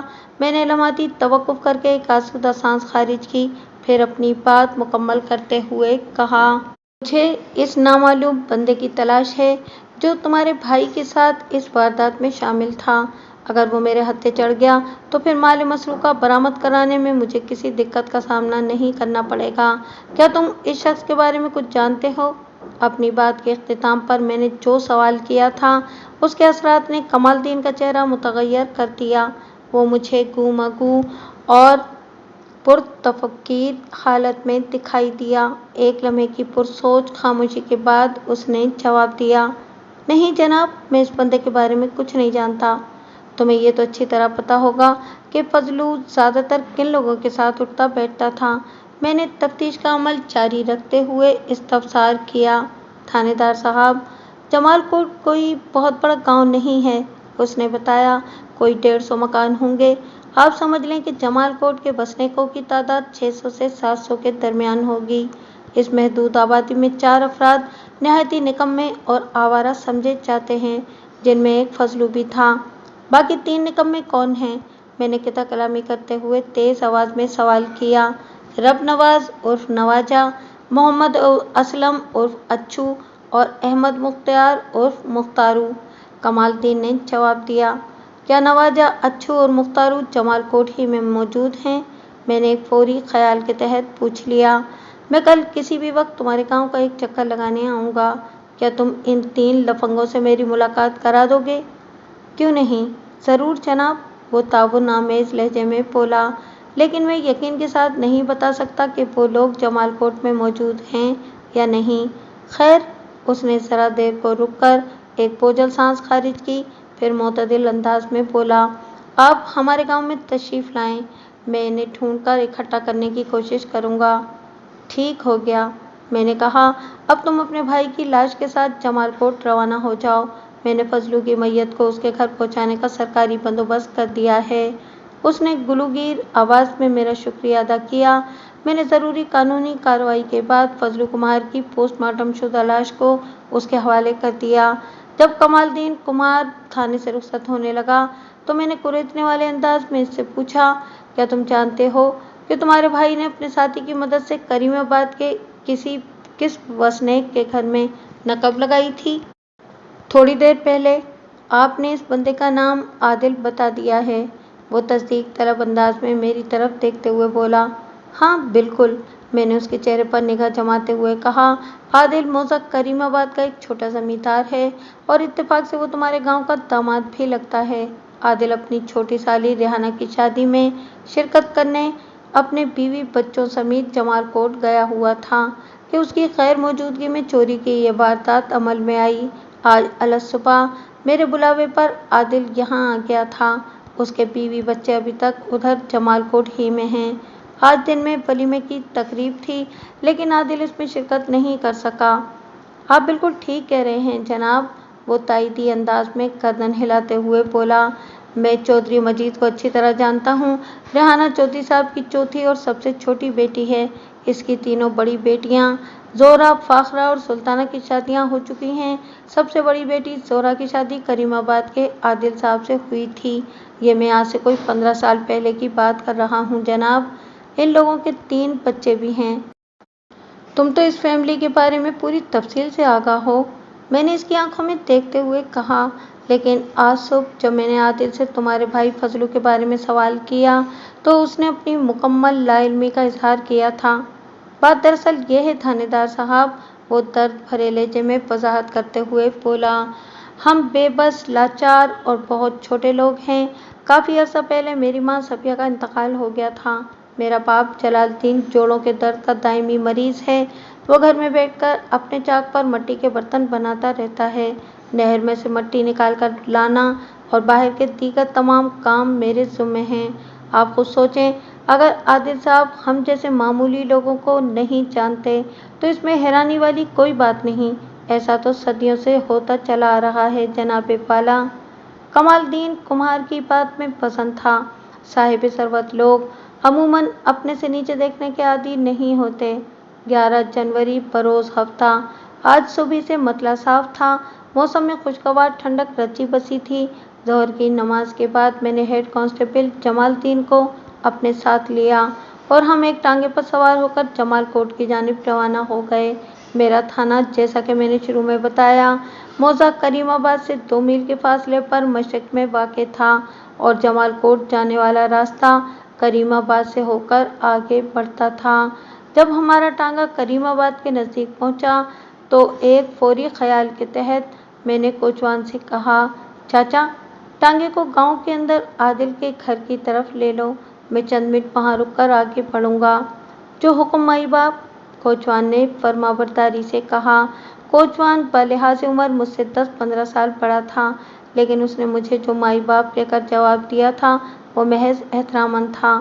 تھوڑی دیر میں ٹانگا عادل کے گھر کے دروازے پر پہنچ گیا۔ میں نے دیکھا عادل کے مکان کے دروازے پر ایک صحت مند تالا جھول رہا تھا۔ میں ٹانگے سے نیچے اترا اور وہاں موجود لوگوں سے پوچھ تاچھ کے بعد پتہ چلا کہ عادل نے گزشتہ روز اپنے مکان کی ایک دیوار کی مرمت کرا دی تھی اور آج صبح وہ اپنے بیوی بچوں کو لینے جمال کوٹ گیا ہے۔ میں ٹہلتے ہوئے مکان کے پچھواڑے پہنچ گیا تاکہ جائے وقوع کا جائزہ لے سکوں۔ عادل کے مکان کے ایک جانب ایک میدان تھا جو کریم آباد کے بچوں کے لیے پلے گراؤنڈ کی حیثیت کا حامل تھا۔ میں سیدھا جا کر اس مقام کے سامنے کھڑا ہو گیا جہاں کل دوپہر تک 2 فٹ قطر کا ایک موکھلا منہ کھولے آنے جانے والوں کو دیکھ رہا تھا، لیکن اب وہ مقام نقب غائب ہو چکا تھا۔ یعنی اس موکھلے کی بھرائی کے بعد نہایتی مہارت سے اس کے اوپر لپائی کر دی گئی تھی۔ مطمئن ہونے کے بعد میں واپس جا کر ٹانگے میں بیٹھا اور اپنی منزل کی جانب چل پڑا۔ جب ہم موضع جمال کوٹ کی حدود میں داخل ہوئے تو سورج غروب ہونے میں چند منٹ ہی باقی تھے۔ میں نے لوگوں سے جلال الدین کمہار کے گھر کے بارے میں دریافت کیا۔ اس وقت جمال کوٹ میں صرف 2 ہی واقعات کی گونج تھی۔ نمبر 1، چودھری مجید کی سب سے چھوٹی بیٹی ریحانہ کی شادی۔ نمبر 2، جلال الدین کمہار کے چھوٹے بیٹے فضل الدین اور فضلو کی عبرتناک موت۔ الغرض مجھے اپنا مطلوبہ گھر تلاش کرنے میں کسی دشواری کا سامنا نہیں کرنا پڑا۔ مقتول فضلو کا مکان گاؤں کے ایک کنارے پر واقع تھا۔ اس وقت تک فضلو کو سپرد خاک کیا جا چکا تھا، گویا وہ سوگ والا گھر تھا۔ لہٰذا میں نے سب سے پہلے مقتول کے باپ جلال الدین اور اس کے بڑے بھائی کمال الدین سے دلی تعزیت کرتے ہوئے اپنے رنج و غم کا اظہار کیا۔ جلال الدین کو تو جیسے چپ سی لگ گئی تھی۔ اس کے ہونٹ اگرچہ غم کے بوجھ سے کھلنے کے قابل نہیں رہے تھے، تاہم آنسو رواں تواں تھے۔ جوان بیٹے کی حسرت ناک موت نے ضعیف اور لاچار باپ کی گویا کمر توڑ ڈالی تھی۔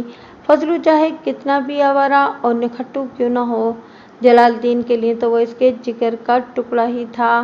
چنانچہ اس کی ذہنی اور جسمانی حالت عین فطری اور انسانی نفسیات کے مطابق تھی۔ کمال الدین مجھے گھر کے دوسرے حصے میں لے گیا جہاں وہ اپنی ماں زہرا اور 4 بچوں کے ساتھ رہتا تھا۔ اس کی اولادوں میں 2 بیٹے اور 2 بیٹیاں تھیں۔ چند رسمی باتوں کے بعد میں نے معتدل انداز میں کہا۔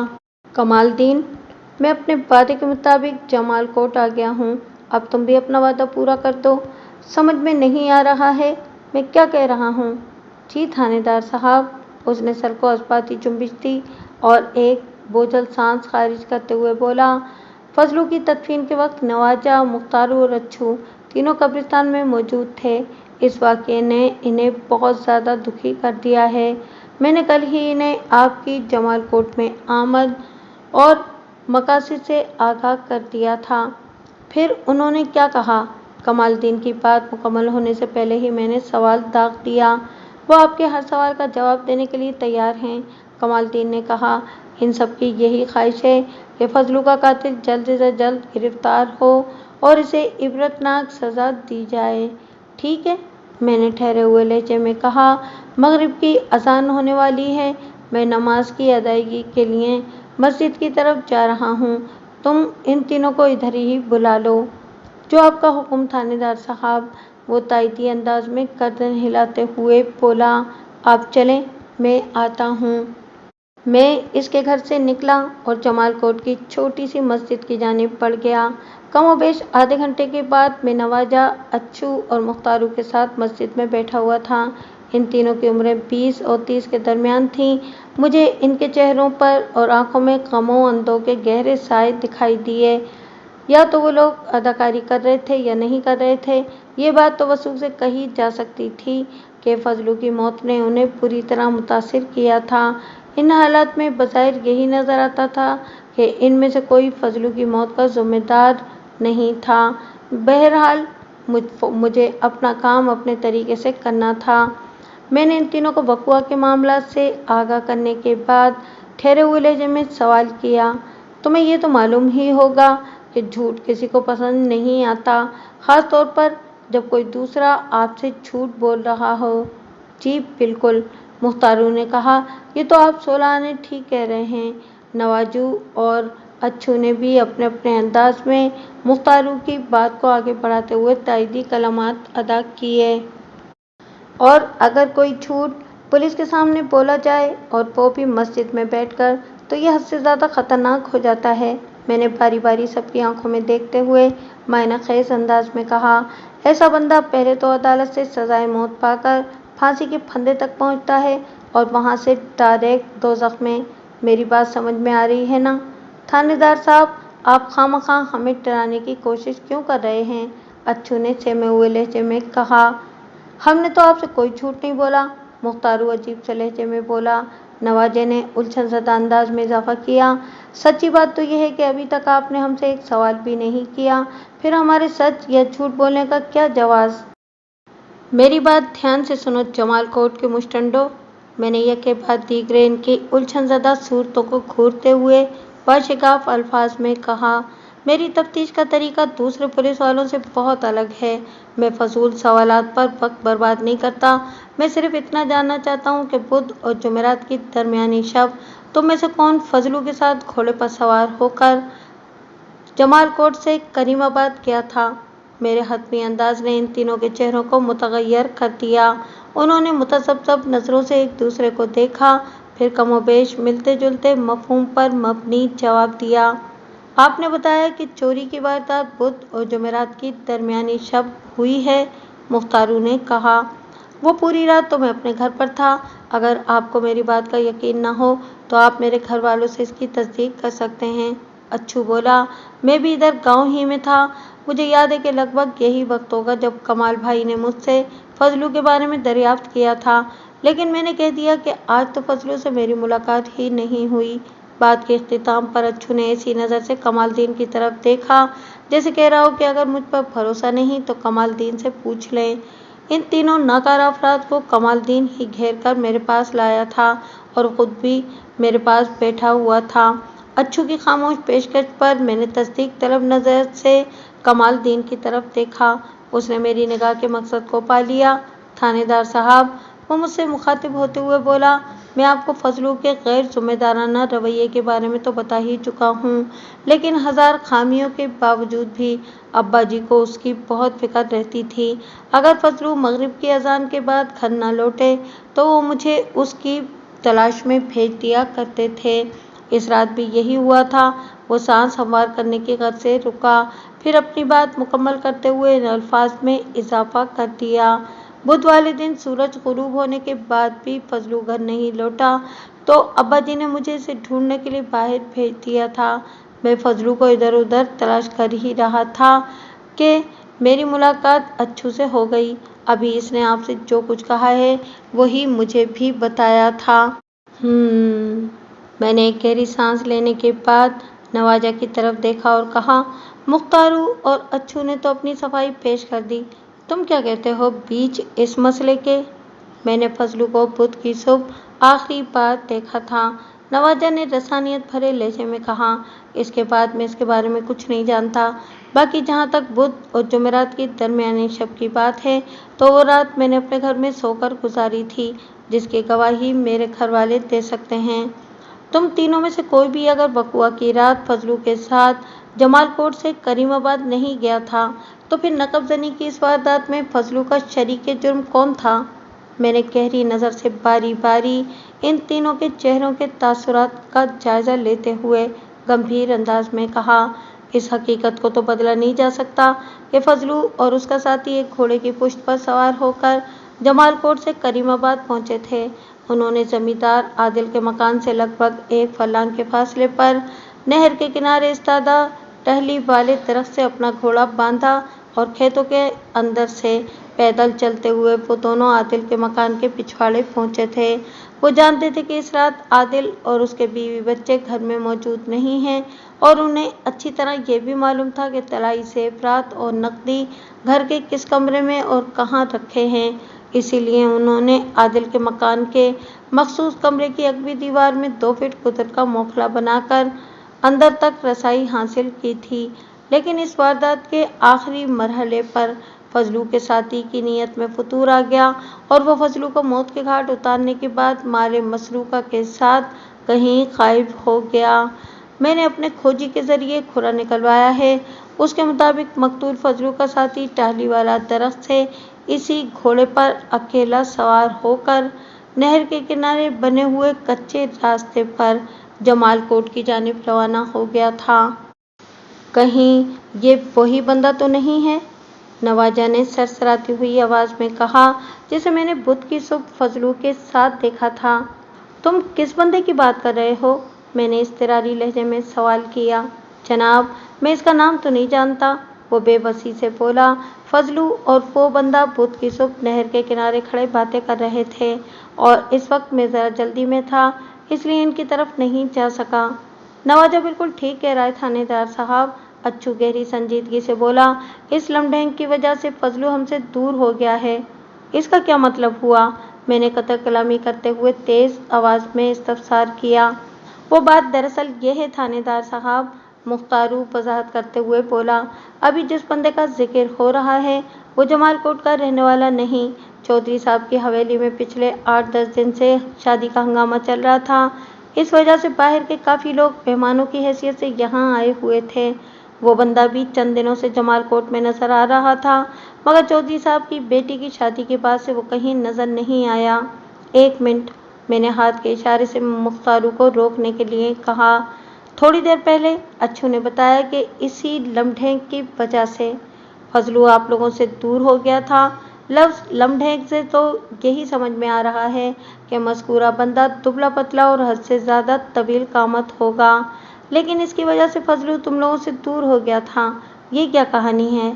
थानेदार साहब, फजलू ने इस बंदे से ज़्यादा मेलजोल बढ़ा लिया था, लिहाजा वो हमें बहुत कम वक्त दे रहा था, नवाजा ने मोतदिल अंदाज में बताया। बस यही कहानी है।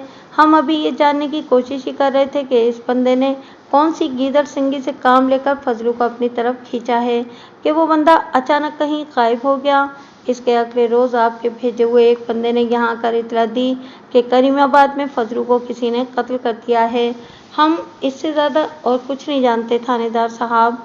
मैंने फजलू के भाई कमालदीन से पूछा, क्या तुमने भी इस बंदे को फजलू के साथ घुलते मिलते देखा था? नहीं सरकार, वो नफ़ी में गर्दन हिलाते हुए बोला। मैं तो इस बंदे का जिक्र पहली बार सुन रहा हूँ। ये तो तय है कि वो बंदा जमालकोट का रहने वाला नहीं था। میں نے ٹھہرے ہوئے لہجے میں کہا، کیا تم میں سے کسی کو اندازہ ہے کہ وہ کہاں سے آیا تھا؟ وہ سب کسی گہری سوچ میں ڈوب گئے۔ چند لمحات کی خاموشی کے بعد نوازا نے کہا، نہیں جناب، یہ بتانا تو مشکل ہے کہ وہ کہاں سے آیا تھا۔ ہم میں سے کسی کی اس سے بات نہیں ہوئی۔ زیادہ امکان اسی بات کا ہے کہ وہ چودھری صاحب کے مہمانوں میں سے کوئی تھا۔ تم تینوں میں سے کون مجھے اس مشکوک بندے کے حلیے کے بارے میں زیادہ وضاحت سے بتا سکتا ہے؟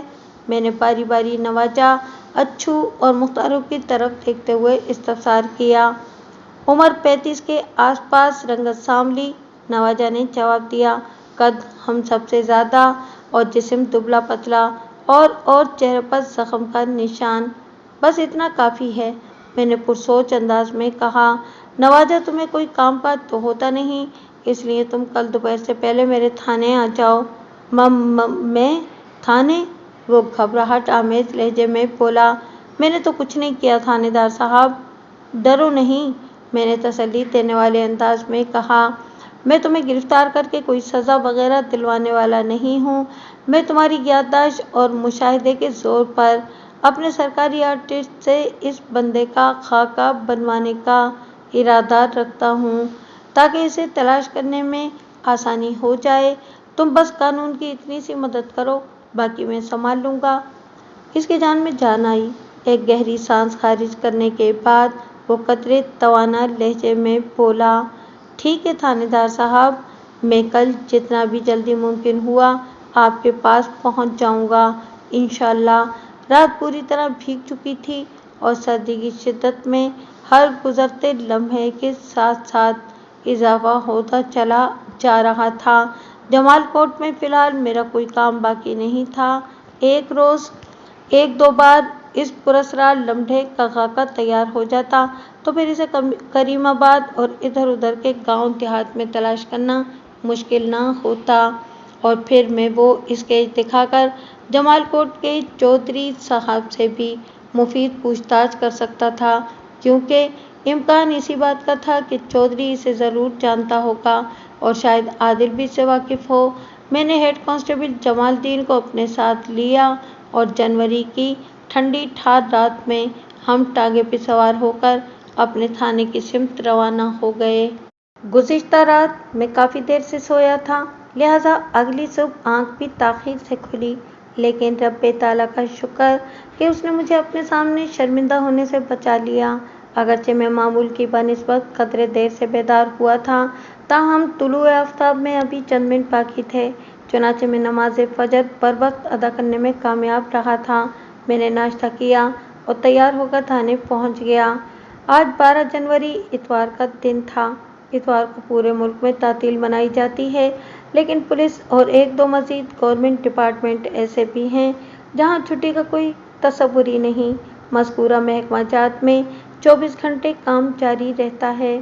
میں نے اپنے کمرے میں پہنچنے کے بعد سرکاری فوٹوگرافر اور خاکہ بنانے والے آرٹسٹ کو تھانے بلا لیا۔ میرے ان دونوں مطلوبہ بندوں سے پہلے نوازا اینڈ کو بھی تھانے میں موجود تھے۔ میں نے نوازا اینڈ کو کی ترکیب اس لیے یہاں استعمال کی ہے کہ رب نواز عرف نوازا اکیلا تھانے نہیں آیا تھا، بلکہ اس کے ہمراہ اسلم عرف اچھو، مختار عرف مختارو اور مقتول فضلو کا بھائی کمال الدین بھی آیا تھا۔ ایسا محسوس ہوتا تھا کہ وہ چاروں اجالا ہونے سے پہلے ہی جمال کوٹ سے نکل آئے تھے۔ تھوڑی دیر میں میرے بلائے ہوئے دونوں ہنرمند افراد بھی تھانے پہنچ گئے۔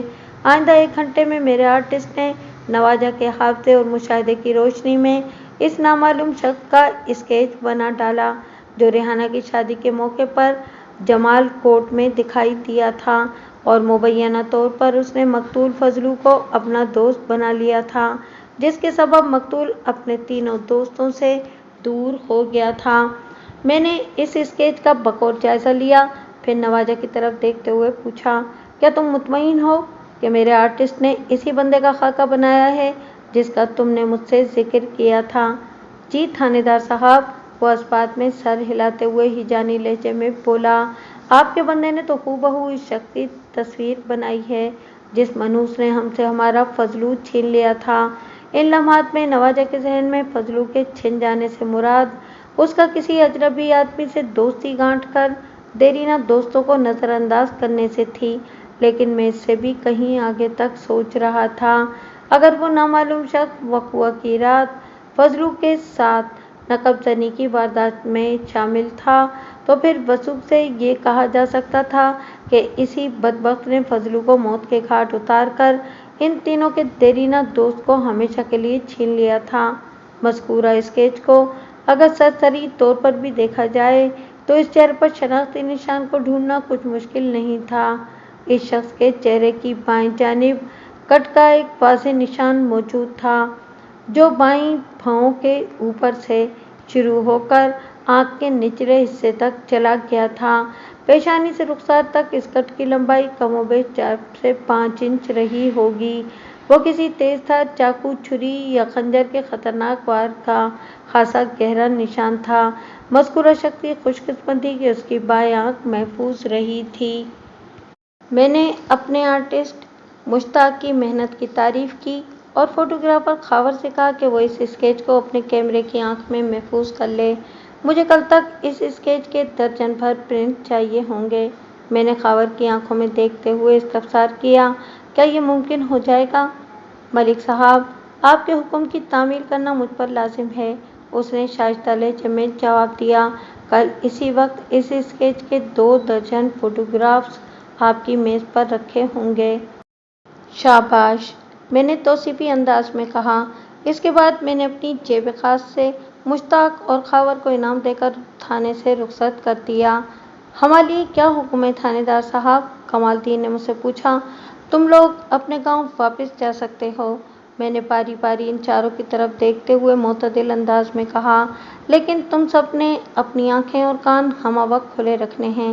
اگر اس مشکوک بندے کے بارے میں کچھ پتہ چلے تو فوراً مجھے اطلاع کرنا ہے۔ لمحاتی توقف کر کے میں نے ایک گہری سانس خارج کی اور پھر اپنی بات مکمل کرتے ہوئے کہا، میں پولیس کی مختلف پارٹیاں تشکیل دے کر اس اسکیچ کی مدد سے ارد گرد کے تمام علاقوں میں اس بندے کی تلاش کا کام شروع کر رہا ہوں اور مجھے اپنے مالک سے امید ہے کہ میں بہت جلد فضلو کے قاتل کو گرفتار کرنے میں کامیاب ہو جاؤں گا۔ انہوں نے میری ہدایت پر منوعاً عمل کرنے کا یقین دلایا اور تھانے سے رخصت ہو گئے۔ دوپہر کے وقت عادل میرے پاس آ گیا۔ رسمی علیق سلیق کے بعد میں نے اس سے پوچھا، کیا تمہاری فیملی جمال کوٹ سے واپس آ گئی؟ جی تھانے دار صاحب، وہ اس بات میں گردن ہلاتے ہوئے بولا، میں کل انہیں لے کر آ گیا ہوں۔ زہرا بہت آزردہ خاطر ہے۔ اس واقعے نے اسے کافی متاثر کیا ہے۔ شاید میں نے آپ کو بتایا تھا کہ چوری ہونے والے تمام طلائی زیورات اور نقد رقم سب زہرا کی ملکیت ہے۔ عادل کی ذات کے حوالے سے میرے ذہن میں چند سوالات تھے جو پوری طرح صورتحال میں فٹ نہیں بیٹھتے تھے، جن کے باعث میں لاشعوری طور پر ایک نامعلوم سی الجھن کا شکار تھا۔ اب اس نے خود ہی یہ ذکر چھیڑ دیا تھا تو لگے ہاتھوں میں نے اپنی الجھن کو سلجھن میں بدلنے کا تہیہ کر لیا۔ ہاں مجھے یاد ہے، میں نے اس کے چہرے پر نگاہ جما کر کہا، تم نے زہرا کی ملکیت کے حوالے سے ایسی بات کی تھی، شاید اسی لیے وہ اداس اور غمزدہ ہے۔ اس چوری کو لے کر تمہارے چہرے پر وہ دکھ اور احساس زیاں کہیں دکھائی نہیں دیتا۔ ایسی بات نہیں ہے تھانے دار صاحب، وہ جلدی سے وضاحت کرتے ہوئے بولا، زہرا کا نقصان میرا بھی نقصان ہے، لیکن شاید میں اپنے اندر ہر قسم کے حالات کا سامنا کرنے کا حوصلہ رکھتا ہوں۔ یہ تو بہت ہی اچھی بات ہے عادل، ایک مرد کو تمہاری طرح مضبوط اور ہمت والا ہونا چاہیے، میں نے سرسری انداز میں کہا، پھر چبھتے ہوئے لہجے میں استفسار کیا، کل جمال کوٹ میں مقتول فضلو کی تدفین تھی، کیا تم نے اس کے جنازے میں شرکت کی تھی؟ نہیں تھانے دار صاحب، اس نے معذرت خواہانہ لہجے میں جواب دیا، بس مجھے اس کا موقع نہیں مل سکا۔ ویسے مجھے پتہ چل گیا ہے کہ میرے گھر میں چوری کرنے والا جلال الدین کمار کا بیٹا ہے۔ جلال الدین اور اس کا بڑا بیٹا کمال الدین تو بہت بھلے مانس انسان ہیں، پتہ نہیں فضلو کیوں چور اچکا نکل آیا۔ عادل جمعے کی صبح مجھ سے ملنے تھانے آیا تھا تو اس نے فضلو کمار کے حوالے سے اپنی مکمل لا علمی کا اظہار کیا تھا اور اس کا انکار مجھے ہضم نہیں ہوا تھا۔ وہ جمال کوٹ کے چودھری مجید کا داماد تھا اور اس کی شادی کو 15 سال گزر چکے تھے۔ ان 15 سالوں میں وہ کم از کم 60 مرتبہ तो ज़रूर जमाल कोट गया होगा, और जमाल कोट की आबादी 600 नफूस से ज़्यादा नहीं थी। खैर, अब इसने इकरार कर लिया था कि वो फजलुद्दीन और फजलू मकतूल के बारे में जान चुका है। चंद रोज़ पहले तक फजलू एक हठहराम और गैर जिम्मेदार शख्स था, या ज़्यादा से ज़्यादा उसे आवारागर्द कहा जा सकता था। मैंने आदिल की आंखों में झांकते हुए मायनाखेज अंदाज में कहा, इसे डाकू, चोर और लुटेरा जिस शख्स ने बनाया उसका ताल्लुक चौधरी मजीद की हवेली से है। मैंने आखिरी जुमला इतने सनसनीखेज लहजे में अदा किया था कि वो ऐसे उछला जैसे किसी जहरीले नाग ने इसे डंक मार दिया हो। ये आप क्या कह रहे हैं? उसके अल्फाज में हद दर्जा हैरत झलकती थी। आप किस बंदे की बात कर रहे हैं थानेदार साहब? वो गंभीर लहजे में बोला। वो कौन है? उसका नाम क्या है? उसका नाम, पता और हसब नसब तो मुझे भी मालूम नहीं, मैंने एक एक लफ्ज़ पर दबाव डालते हुए कहा। अलबत्ता मैंने अपने आर्टिस्ट से इसका खाका बनवा लिया है। कहाँ है वो खाका? उसने इज़्तिरारी अंदाज में सवाल किया। क्या आप वो खाका मुझे दिखा सकते हैं? क्यों नहीं, मैंने मोतदिल अंदाज में कहा। इस बंदे की शनाख्त तुमसे ज़्यादा बेहतर और कोई नहीं कर सकता।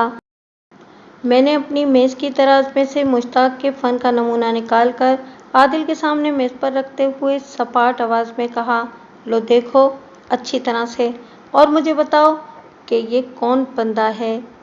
मज़कूरा स्केच पन्ने का पढ़ते ही वो चौंक उठा। शादी के मौके पर मैंने इसे जमाल कोट में देखा था, उसने सोच में डूबे हुए लहजे में कहा, लेकिन ये याद नहीं आ रहा कि मैंने इसे किस जगह देखा था। बाहर कैफ, ये बंदा चौधरी साहब की फैमिली से तो नहीं? ऐन मुमकिन है कि इस शादी में आने वाले मेहमानों में से कोई हो। मैं वो तमाम वक्त चौधरी साहब की हवेली के अंदर या इसके आसपास ही रहा हूँ।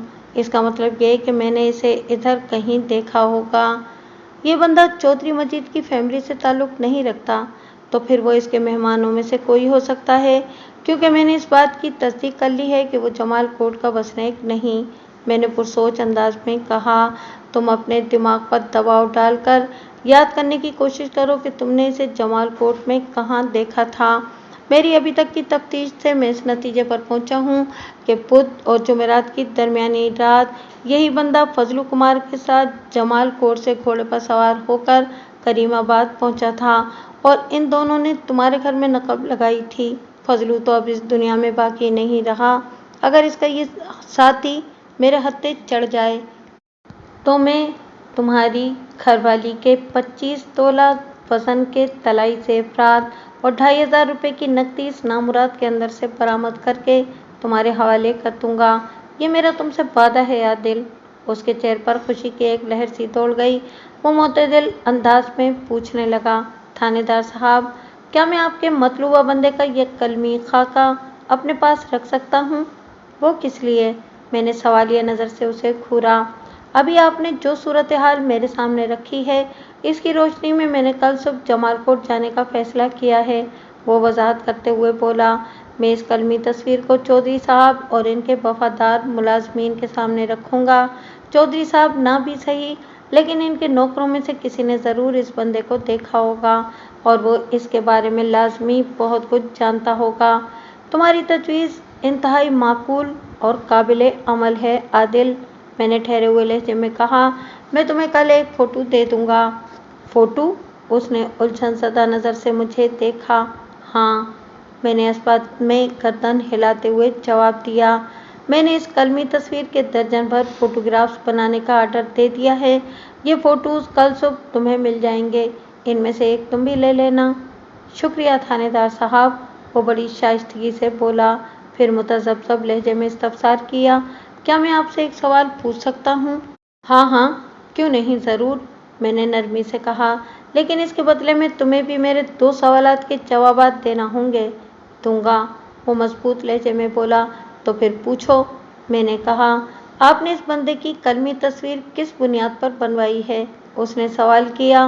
मेरा मतलब है कि किसी ने तो आपको इसके हुलिये के बारे में बताया होगा। तुम्हारा अंदाज़ा 100% दुरुस्त है आदिल, मैंने साफ़गोई से काम लेते हुए कहा।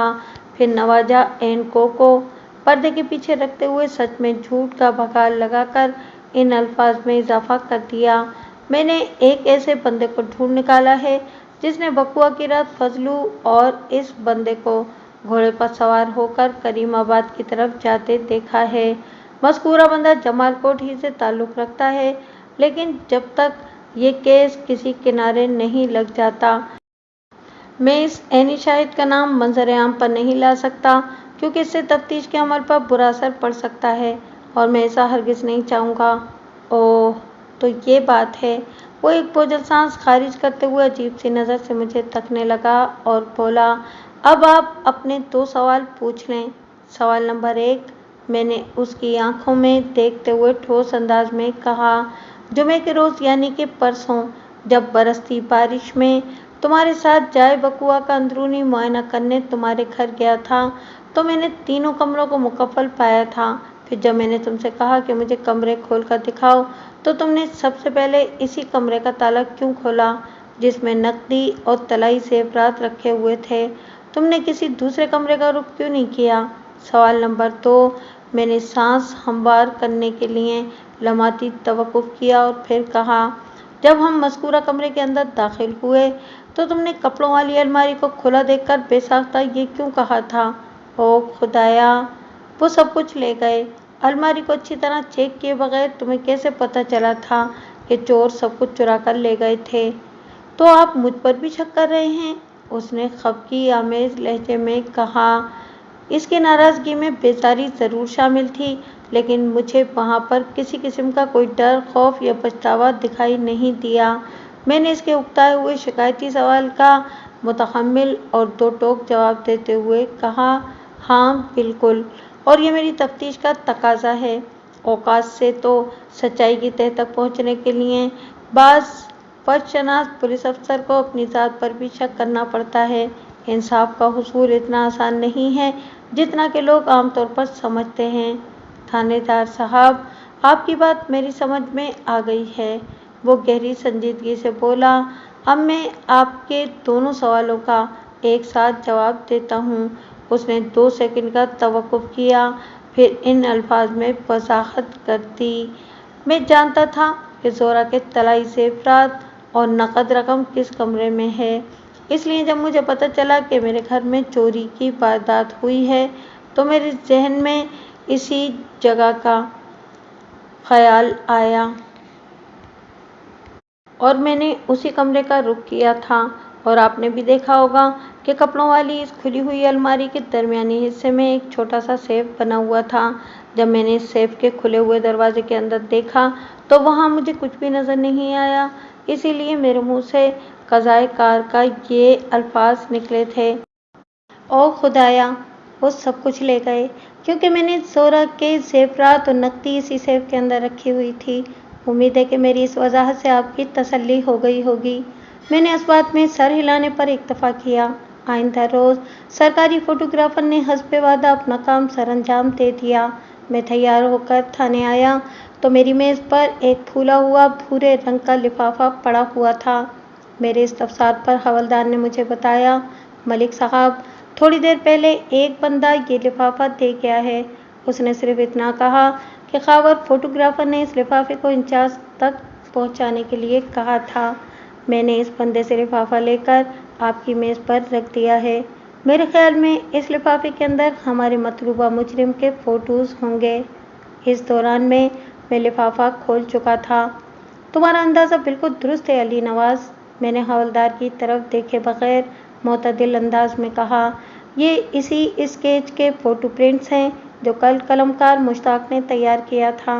आइंदा 1 घंटे में मैंने 3 पुलिस टीम्स तश्कील दी और उन्हें आसपास के गांव देहात की जानिब रवाना कर दिया, ताकि वो इन फ़ोटोज़ की मदद से इस नामालूम बंदे का सुराग लगा सकें जो चोरी की वारदात में मकतूल फजलू के साथ था और मुमकिना तौर पर जिसने फजलू कुमार को मौत के घाट उतारा था। इन्हीं पुलिस टीम्स में एक 1 मैन आर्मी टीम भी थी, यानी कि ज़मींदार आदिल। वो मुझसे एक फ़ोटो हासिल करने के बाद अपनी ससुराल मौज़द जमालकोट रवाना हो गया था। मैंने ऊपर जिन 3 पुलिस टीम्स का जिक्र किया, इनमें से हर टीम में कुल 3 अफराद थे, 1 पुलिस वाला और 2 मकामी अफराद। मुझे उम्मीद थी कि आइंदा 24 घंटों में कोई बड़ी खुशखबरी ضرور مجھ تک پہنچے گی۔ موضع کریم آباد اور جمال کوٹ کے علاوہ چکسلام، فرید گڑھ اور چاندپور نامی گاؤں بھی میرے تھانے کی حدود میں آتے تھے۔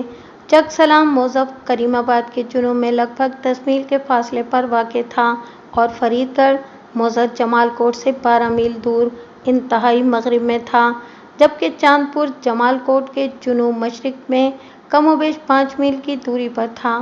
ایک کچا راستہ نہر کی طرف سے بھی چاندپور تک آتا تھا۔ یہ تمام تر تفصیل بتانے کا مقصد یہ ہے کہ آپ اس عجیب و غریب واردات کے میدان کو سمجھ سکیں۔ عادل کی ذات کو شک کے حلقے میں بند کرنا اسے خاصا چبھا تھا۔ جب آپ سامنے والے کی انا یا خودداری پر چوٹ لگاتے ہیں تو اس کی جانب سے 2 طرح کا رد عمل دیکھنے کو مل سکتا ہے۔ نمبر 1، اگر وہ کسی بھی حوالے سے ڈیفالٹر ہے تو وہ آپ سے دور بھاگنے کی کوشش کرے گا۔ عین ممکن ہے کہ آئندہ کبھی آپ کی اس سے ملاقات نہ ہو۔ نمبر 2، اگر وہ سچا ہے تو پھر وہ اپنی ذات کے حوالے سے پیدا ہونے والی غلط فہمی کو دور کرنے کے لیے جی جان سے میدان عمل میں کود پڑے گا، اور عادل نے بھی کچھ ایسا ہی کیا تھا۔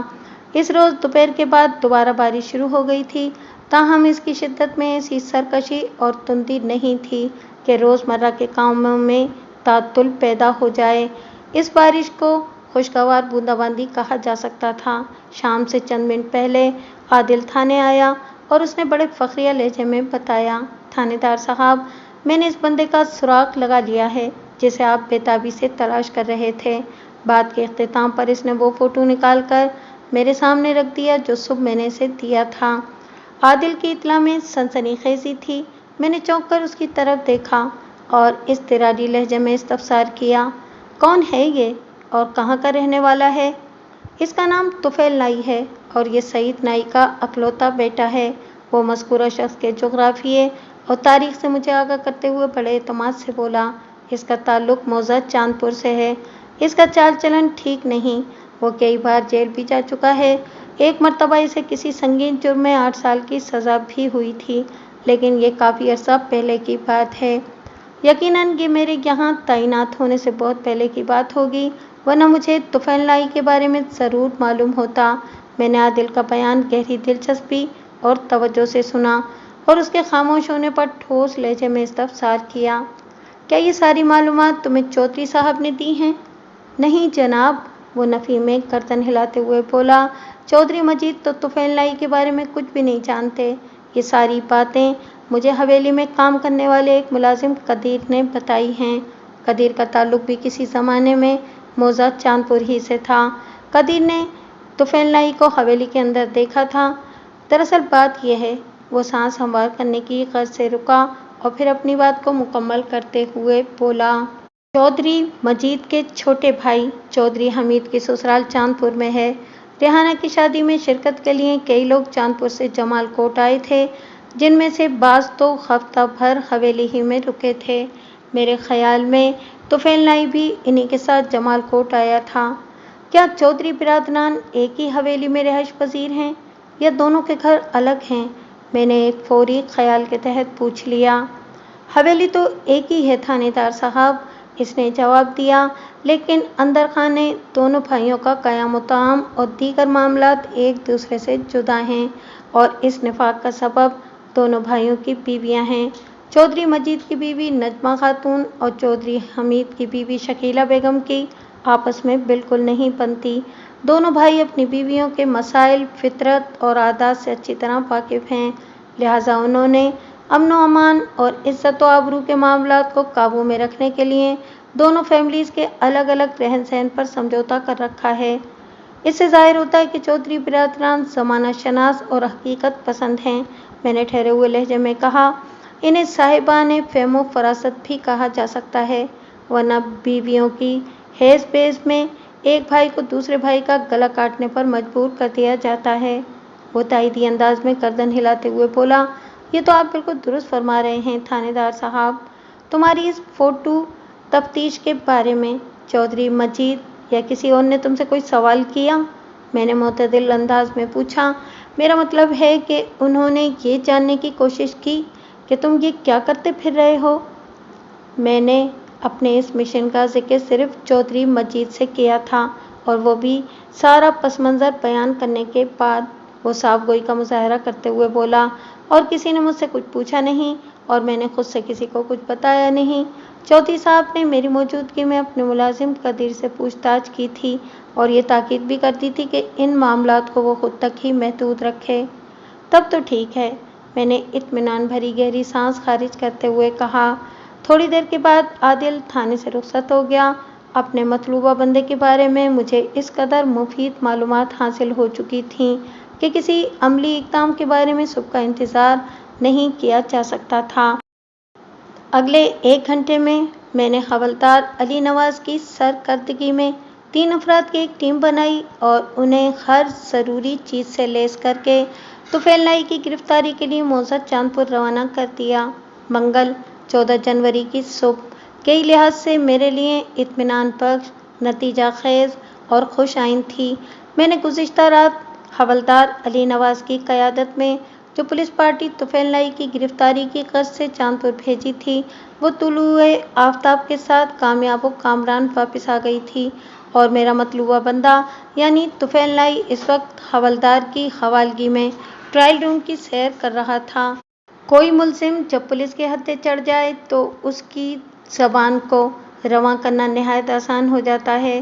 تھانے سے 2 میل کریم آباد سے نہر کے کنارے کچے راستے پر کم و بیش 4 میل، پھر ایک مقام سے چاندپور کی سمت جنوباً 5 میل کا سفر کوئی آسان کام نہیں تھا اور اتنا ہی فاصلہ واپسی کا بھی تھا۔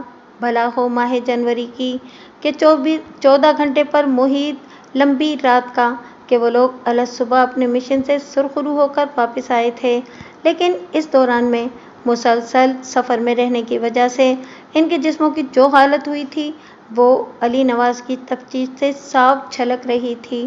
حوالدار نے اپنی جھنجھلاہٹ، بیزاری، تھکاوٹ اور خفگی کو تفتیشی غصے میں بدل کر صرف آدھے گھنٹے میں طفیل لائی کی زبان سے اقبال جرم کروا لیا تھا۔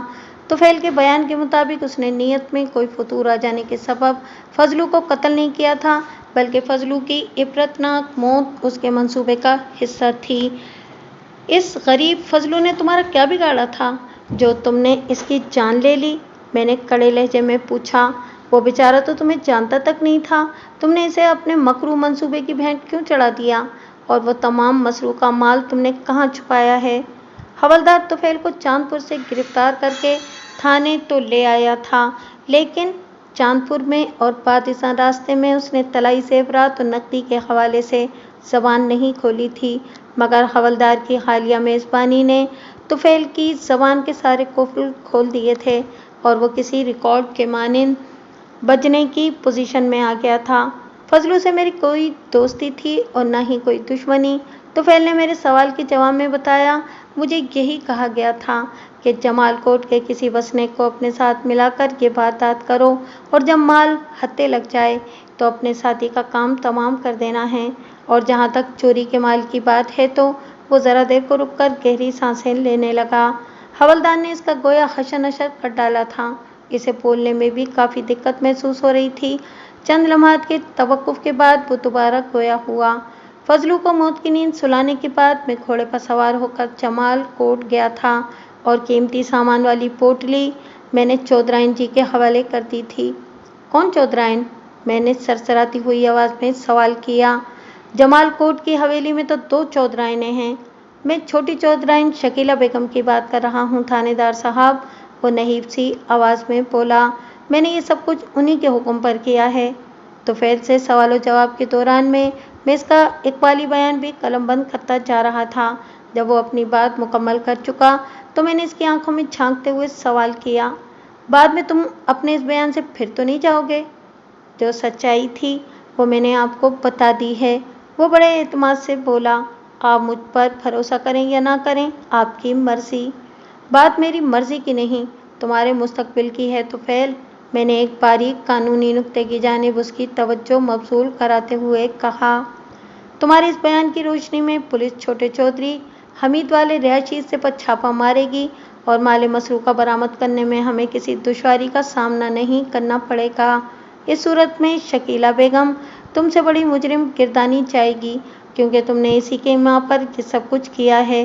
ऐन मुमकिन है कि तुम्हें सजाए मौत के बजाय उम्र कैद हो जाए, यानी कि फौरी तौर पर तुम इन्ना लिल्लाह नहीं होगे।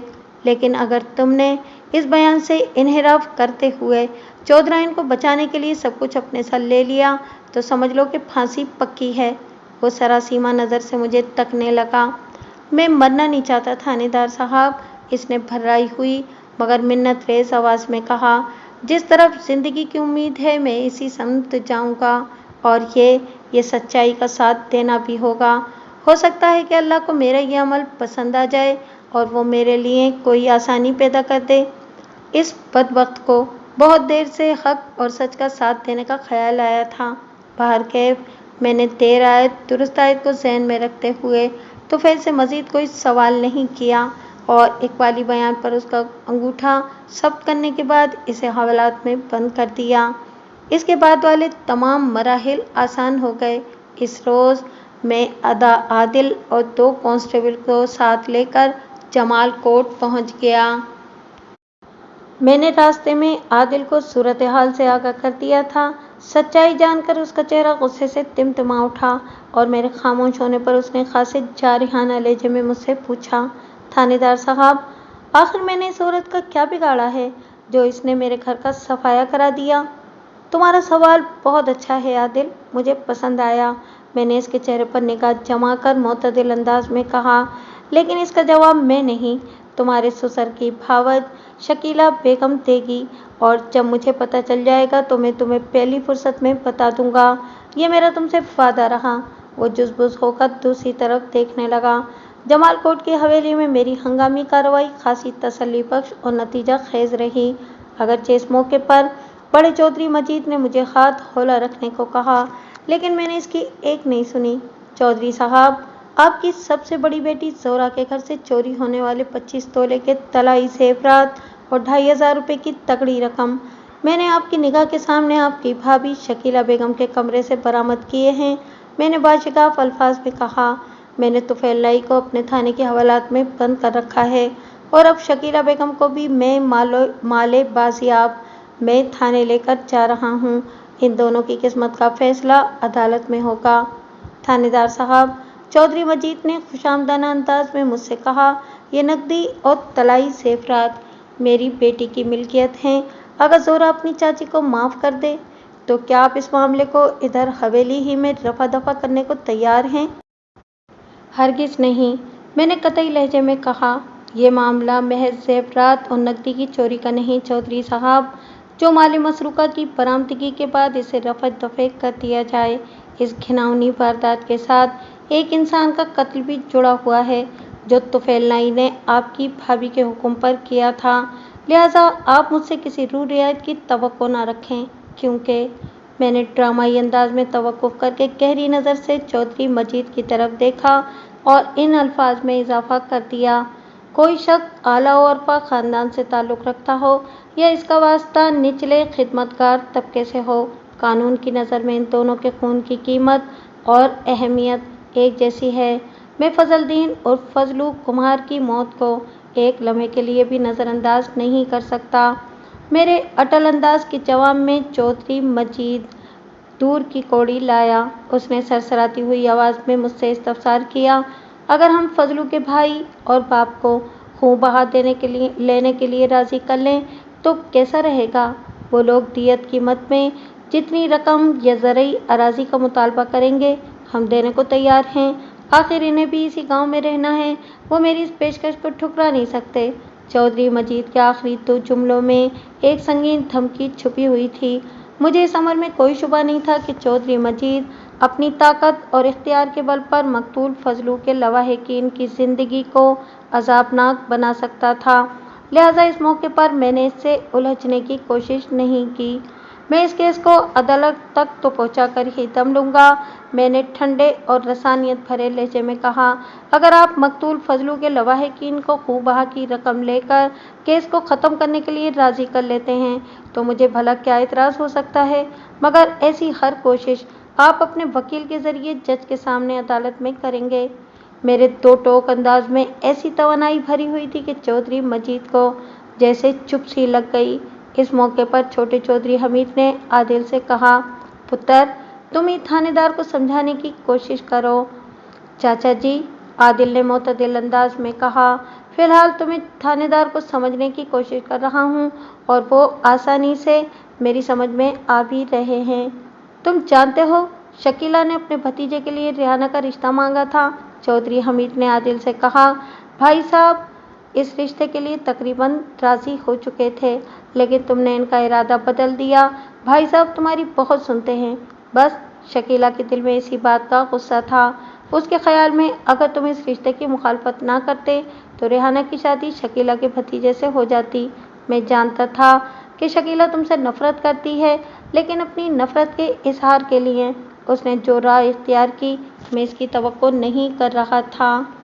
अगर मैंने रिहाना और शकीला चाची के भतीजे की शादी की मुखालफत की थी तो इसका सबब भी आप सबको मालूम है। आदिल ने हद दर्जा जहरीले लहजे में जवाब दिया।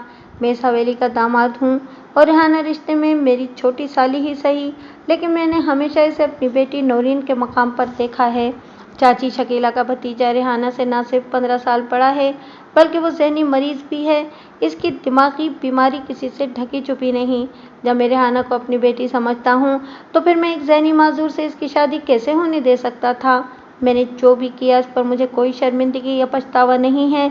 मैंने तो सिर्फ सच्चाई के हक में आवाज़ बुलंद की थी। चौधरी बिरादरान के सर शर्म से झुक गए। आदिल ने मेरी तरफ देखा तो मैंने ठहरे हुए लहजे में इस्तफसार किया। आदिल, जमाल कोर्ट की तरफ आते हुए तुमने मुझसे पूछा था, थानेदार साहब आखिर मैंने इस औरत का बिगाड़ा क्या है जो उसने मेरे घर का सफाया करा दिया। मुझे यकीन है कि तुम्हें इस सवाल का जवाब मिल गया होगा। किसने इस बात में गर्दन हिला दी। आदिल ने सच्चाई के हक में जो आवाज़ बुलंद करी थी उसका समर भी पा लिया था। रिहाना की ज़िंदगी तबाह बर्बाद होने से बच गई थी और अब मेरी बारी थी। मैं भी कानूनी कार्रवाई में मसरूफ़ हो गया ताकि आगे चलकर कोई इस सच्चाई की आवाज़ को दबा न सके।